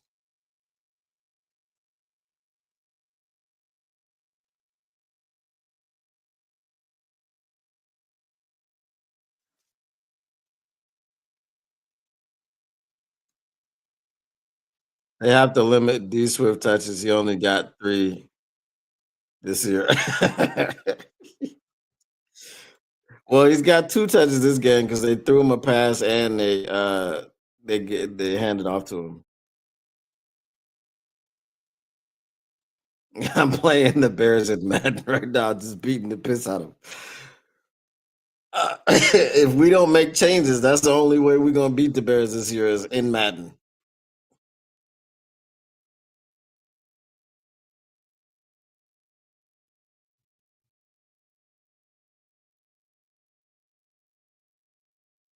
It's a good return, but that's a hold. It's coming back.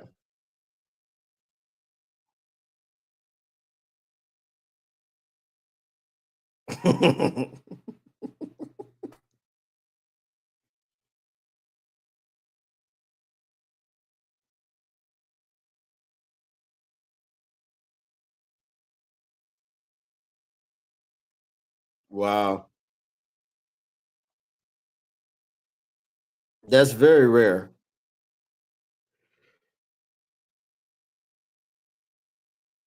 that a penalty on kickoff goes on the kicking team.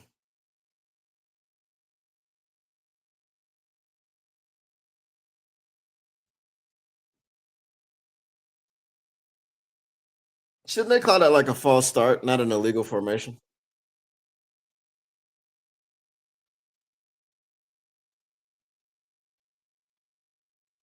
See, straight spread out.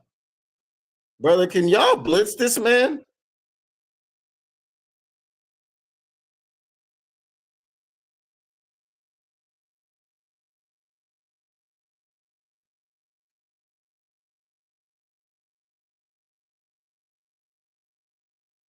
I hope when we play the Vikings, they have the same game plan. Don't blitz.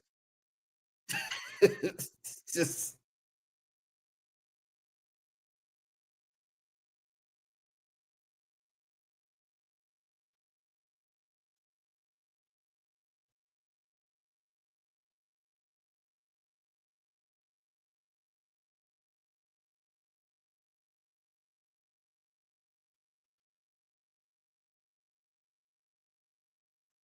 bro, what is this handing off to DJ Moore? It's ridiculous.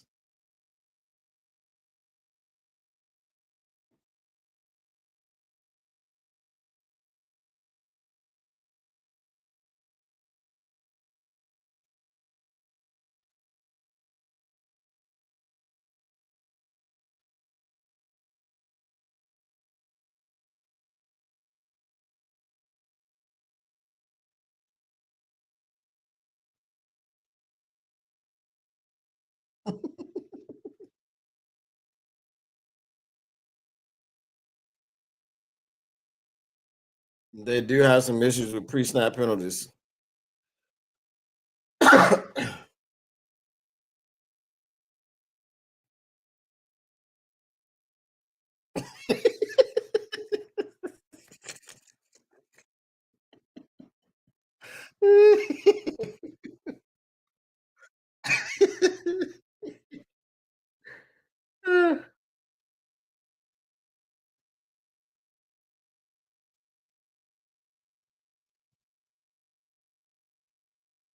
My man look like he rocked back again. See, so when you blitz, keep your damn feet, brother. Oh my god. My man went to the Derek Barnes School of Blitzing.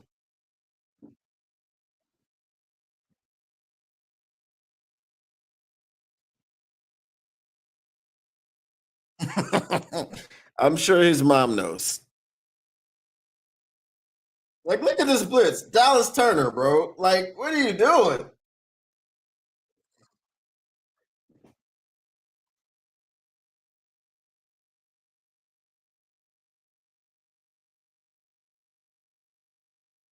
I hate watching Caleb run. He's like the ugliest runner ever. Another false start on Darnell Wright. That's two in the last two drives. Oh no, that was Jonah Jackson.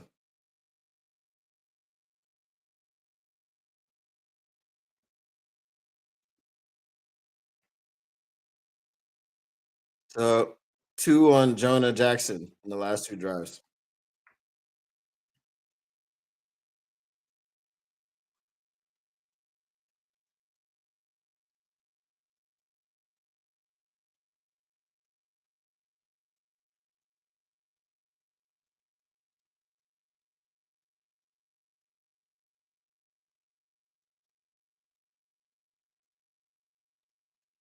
Oh my god. The whole stadium is erupting because they're going for it on 4th down.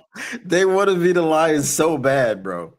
Oh my gosh, Chicago wants to be Detroit so bad for the entire stadium to erupt. That's crazy, bro. That's crazy.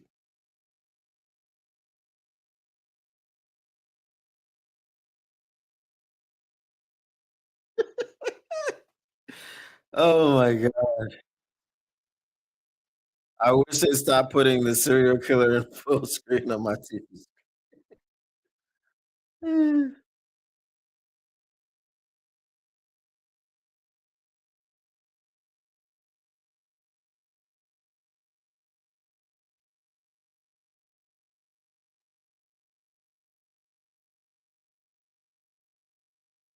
Was that Ferris David? Nope.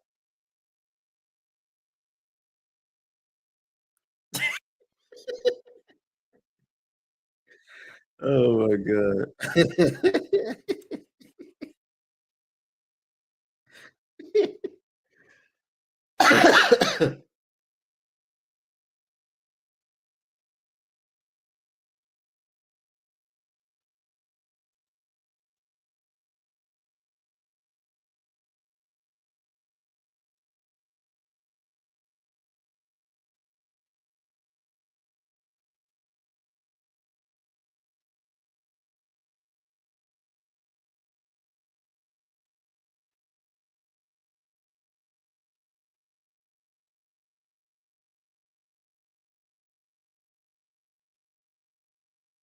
I mean, he had to start off with 10 straight completions, and then Flores started blitzing. But he blitzed once and went right back to rushing 4. Imma be right back. I gotta get my second drink.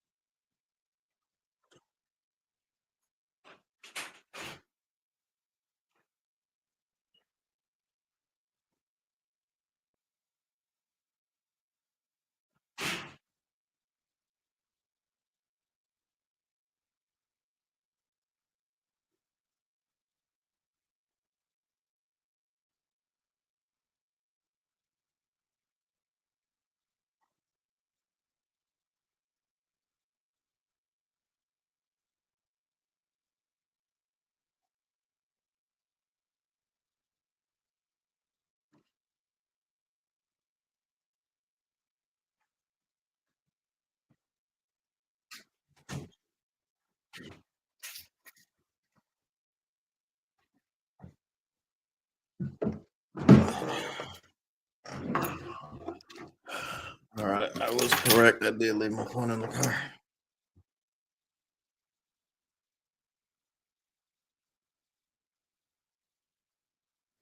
That first play was just foolish, man.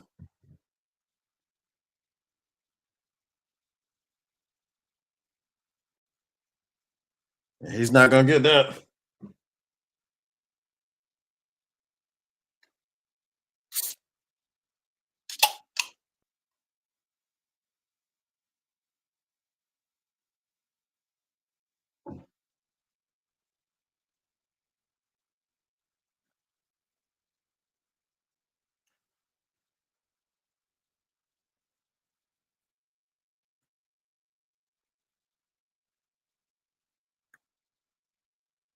Wow, they can't. They don't think they can get 1 yard. And what happened to all that Kevin O'Connell going forward on fourth down that he was doing against the Lions?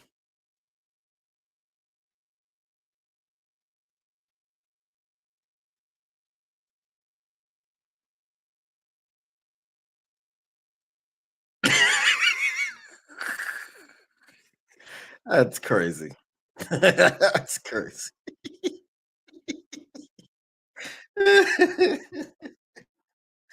That's wild. Oh man.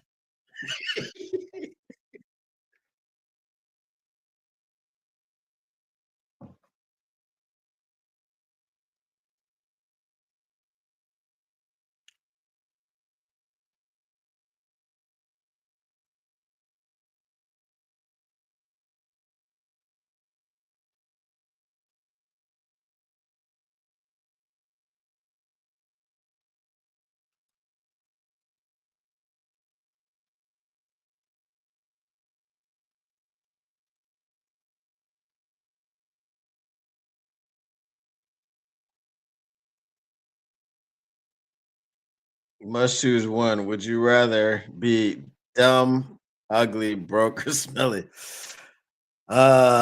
Smelly, I guess.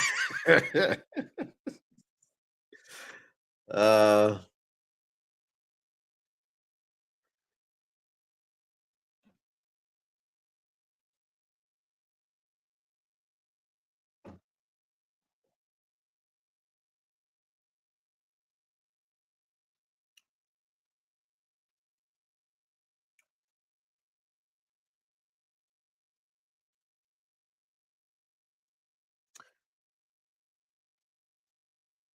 this used YouTube NFL commercial. Mm,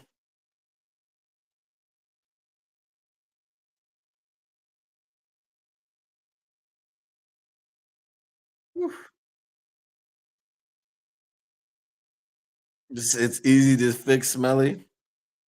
Can it be fixed though? Like, are you just always smelly, or do you just need to take a shower? Do you need to? Did you wash your ass today?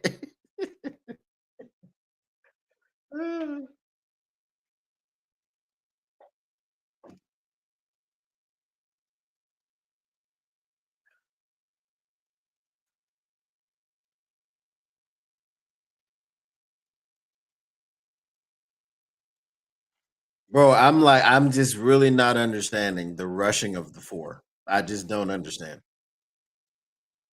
When you've got a quarterback that's jittery in the pocket and you're just rushing four, I don't understand. He makes poor decisions. I don't understand it.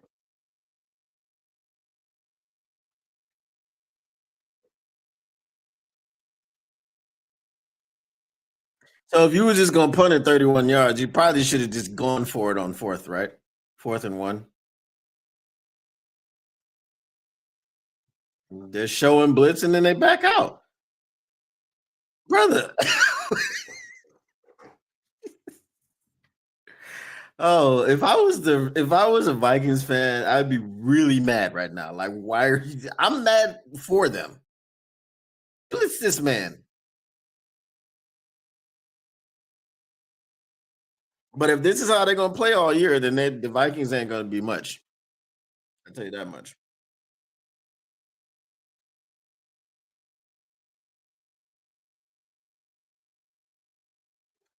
Favorite candy bar.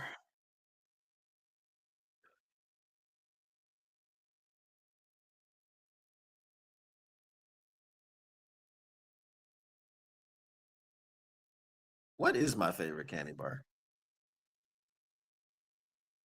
Twix, maybe.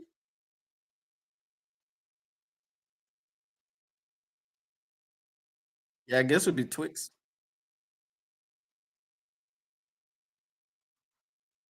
I don't think there are any naturally smelly people with just bad hygiene. Uh I mean, based on your diet and stuff, you could be smelly. Yeah. I think is compounded by poor hygiene, but yeah. For me, it's Snickers still all these years later. Close second is Heath or Mounds. Uh I do like Bounty as well because that's just coconut and chocolate. And I guess I'll go with Twix because you got different varieties. Thank you. No, my God, Fred, serious with this.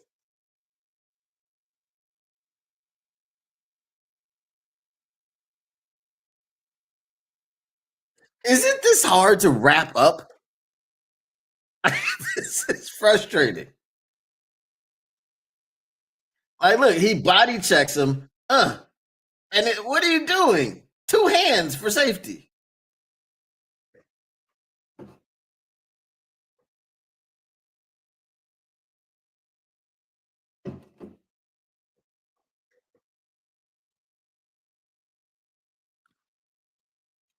So, I mean, Reese's peanut butter cup is not in the running because it's not a candy bar.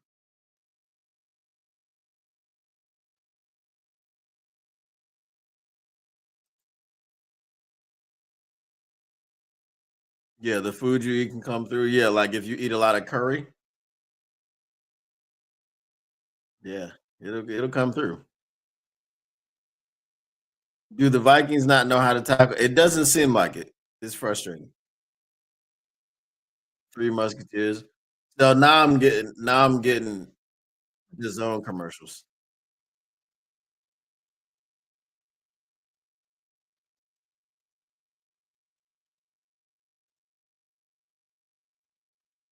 Reese's Fast Break. I've never heard of that.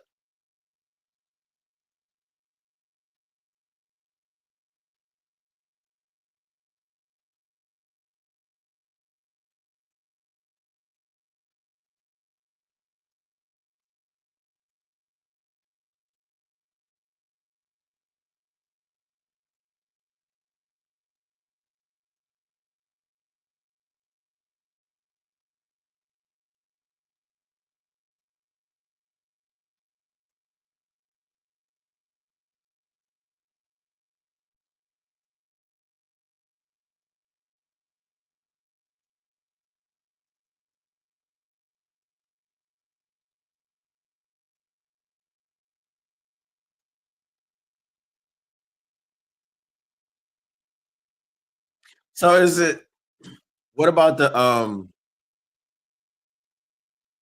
like the Hershey's one where you got like the bunch of sections and you break them off? Are we considering that a bar? Because it is a bar technically. Because Hershey's cookies and cream is pretty damn good too.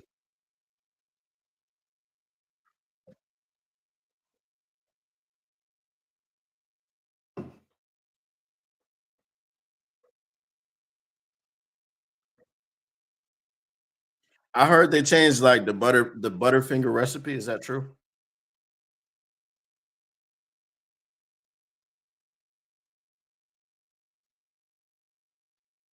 Have y'all had the Lion? That's pretty good too.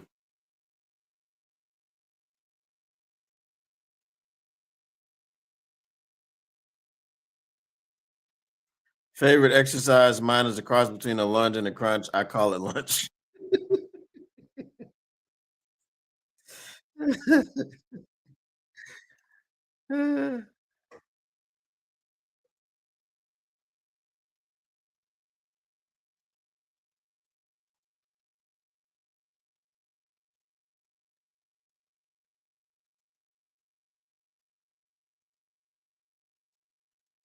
I eat a lot of garlic, but I guess I got good hygiene, so it doesn't come through.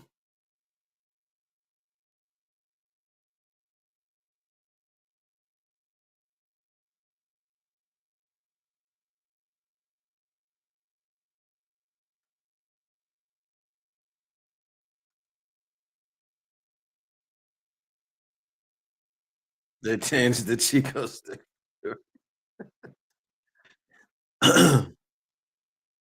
Seep through your pores. Yeah, I don't get like I said, I do eat a lot of garlic. My favorite type of salt is garlic salt, but no, I'm good.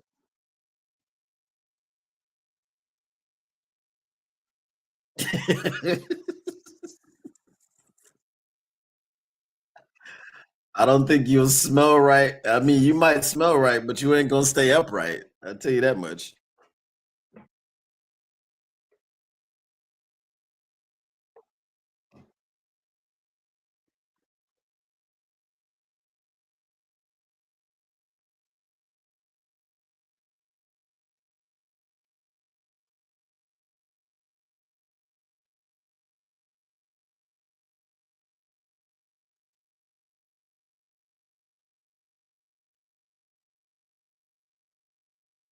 See, I like seeing this. It's second and 20.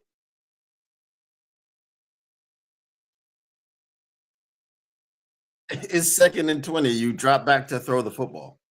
You don't run the football on second and 20.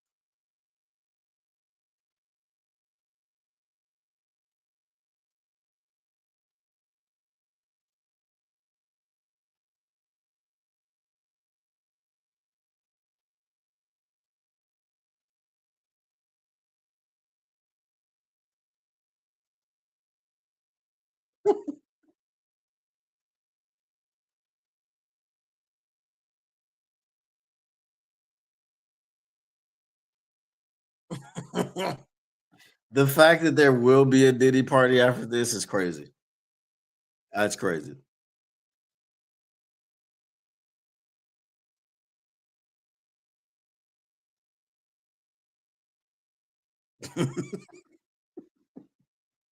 Yeah, folks at the gym do be they be ripe. You be like, God dang. Sometimes I get like there'll be a machine that I'm waiting for, and a dude will get off of it, and I'm like, nah, I'll come back later. I'm not finna. Mm-mm.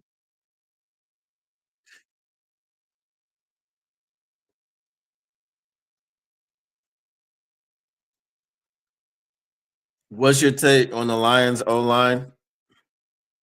Um, Let me see if I can. Is there anything here?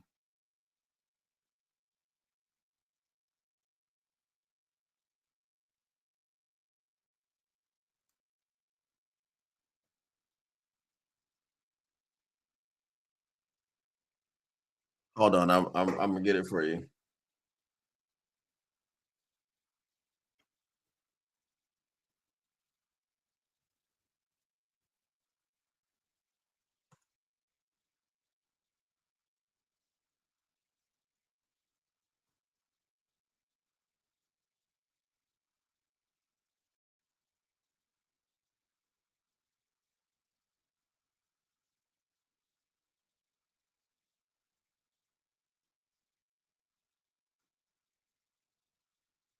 Hold on. I have to do it justice.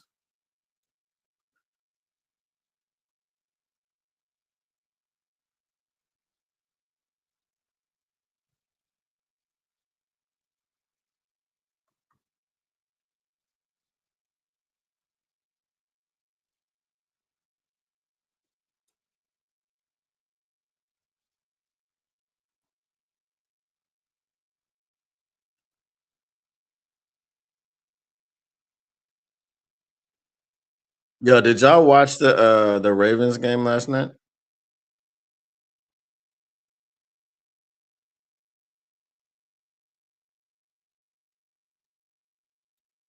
I'm getting tired of them talking about how Micah Parsons was such like the reason that we lost that game. You know what I mean? It's like, were you watching the same thing I was watching?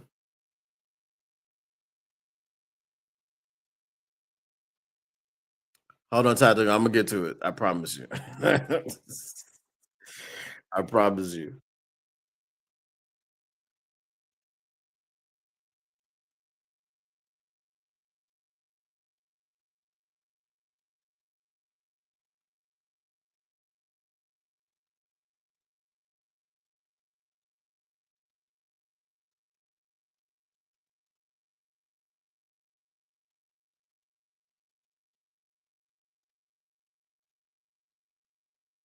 Bro, I hope the Vikings defense is this bad when we play them because I mean they're terrible, especially the center. Yeah, we're gonna talk about that. And they never wipe their machine down afterwards.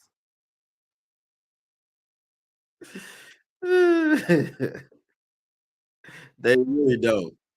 They really don't. I thought of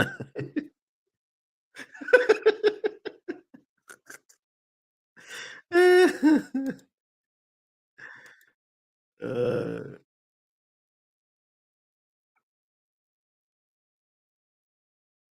all right, ready? Okay. Uh,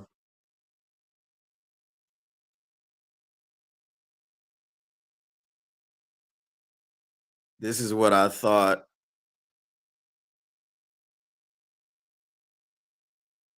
Hold on.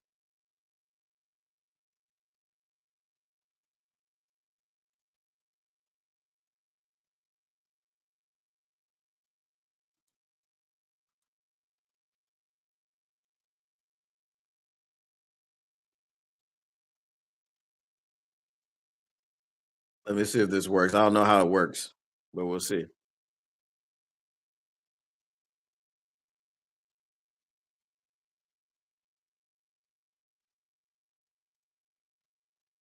Hey, Sway Lee, hear me and hear me good, nigga. I'm here to double down. That shit is a 2-pack of ass. The fuck are you talking about? That shit stinks.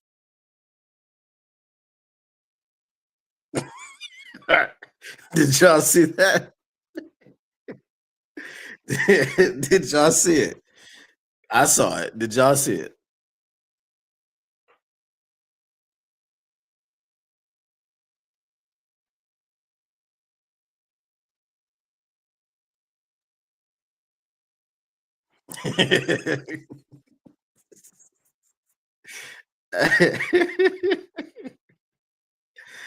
uh,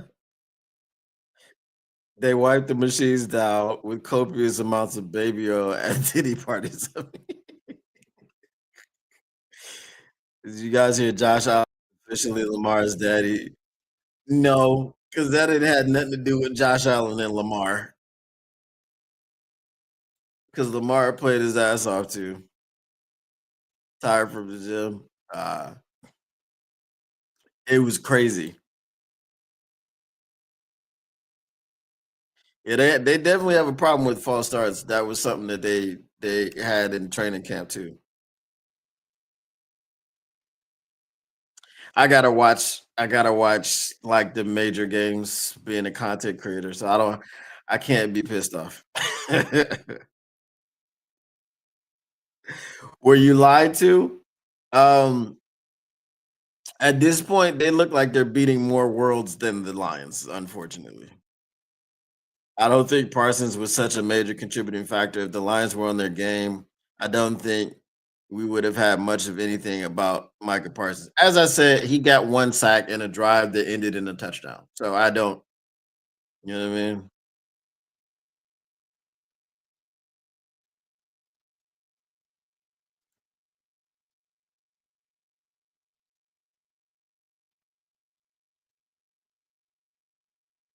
What?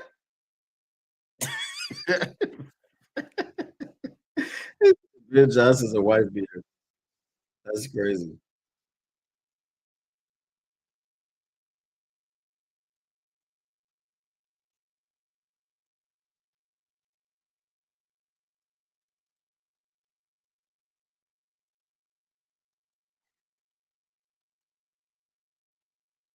Here's a live look at the Vikings defense. Hey, Sway Lee, hear me and hear me good, nigga. I'm here to double down. That shit is a two-pack of ass. The fuck are you talking about? That shit stinks.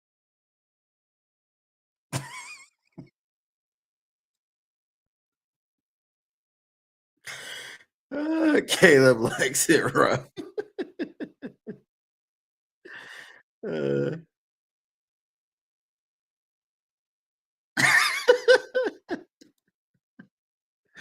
uh,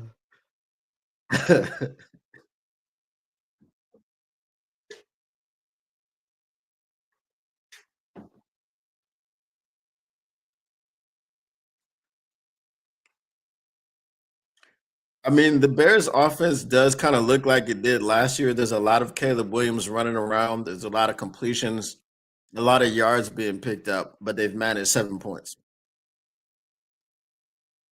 You know what I mean? So it doesn't look a whole lot different.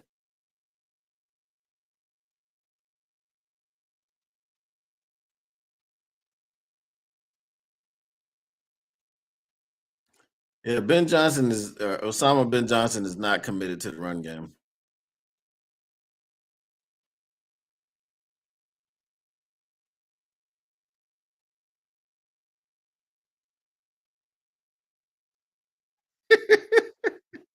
Oh, that's crazy. This dude said, "I know what Ben would do if Caleb asked him to do it," and then he says hashtag FTP. That's crazy. That's nasty work right there.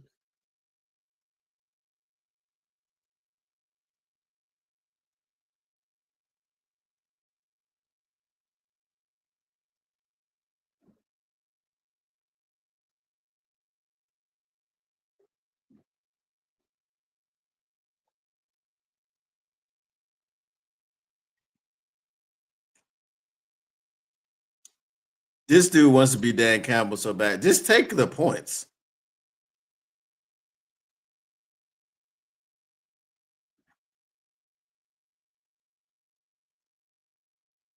I hope he Good doesn't morning. get it too. Cooking with. The time is 11:38.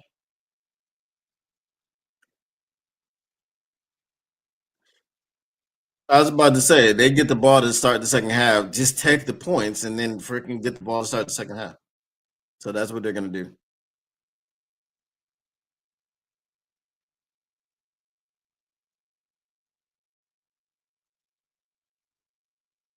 Now, if he misses it, it's gonna look crazy.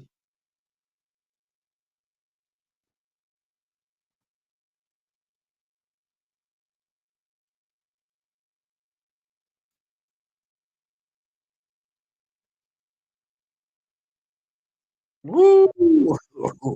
He said, "I'm surprised that Davenport hasn't been listed as doubtful for the Bears game already. They may be waiting to tell you until tomorrow."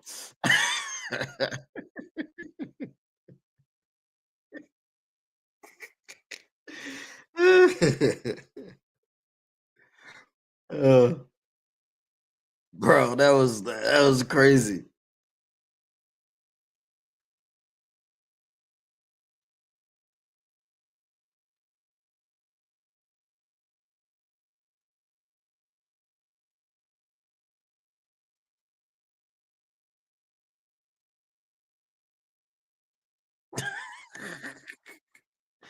I'm telling you, bro, that dude missed the rest of his season after 4 games in um Minnesota with a high ankle sprain. I've never heard of a high ankle sprain be a season-ending injury unless it happened within the last 4 weeks of the season. That's crazy. Not in the first 6 weeks. See, they got 172 yards. The Vikings have 52 yards. They're up by 7 points. So it was like it was the same situation from last year.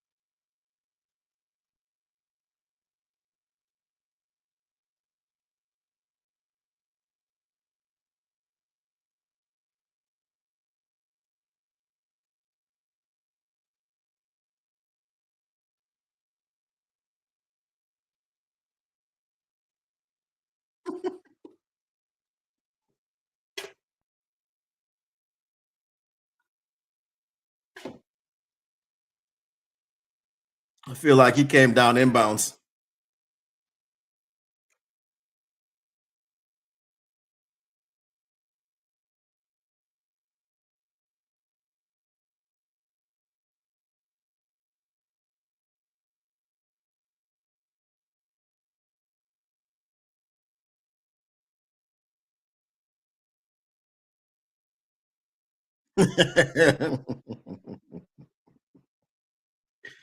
uh,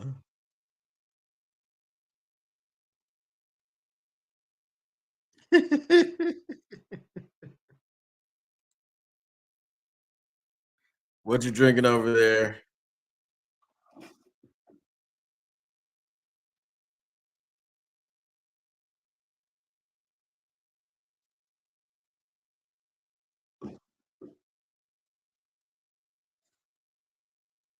Why would you kick a field goal from there? You have 11 seconds left. What is happening?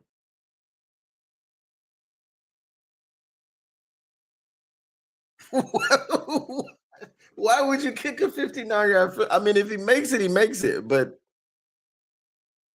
what is going on with these coaches?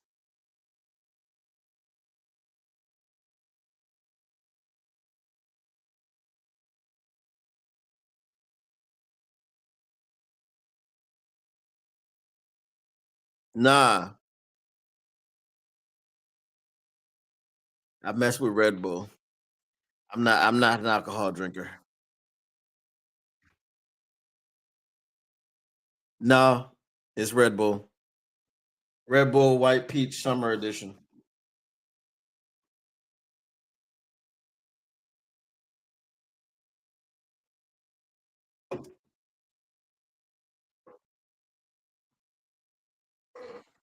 That was crazy. These these coaching decisions today are really, really strange. But um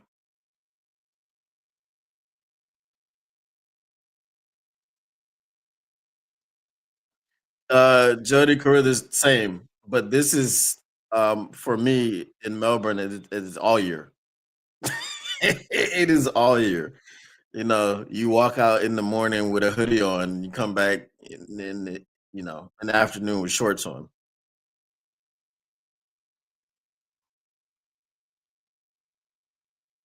Yeah, I feel you.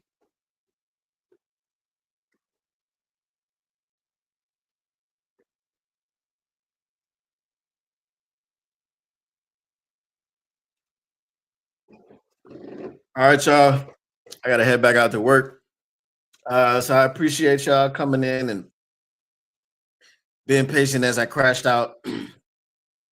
Hopefully, these they'll go back to the drawing board and they'll get things fixed, man, because we can't survive too many more games like that. We got the Bears coming in, who I mean, look, Caleb is still Caleb, man. I don't think anything's changed. It doesn't look any different.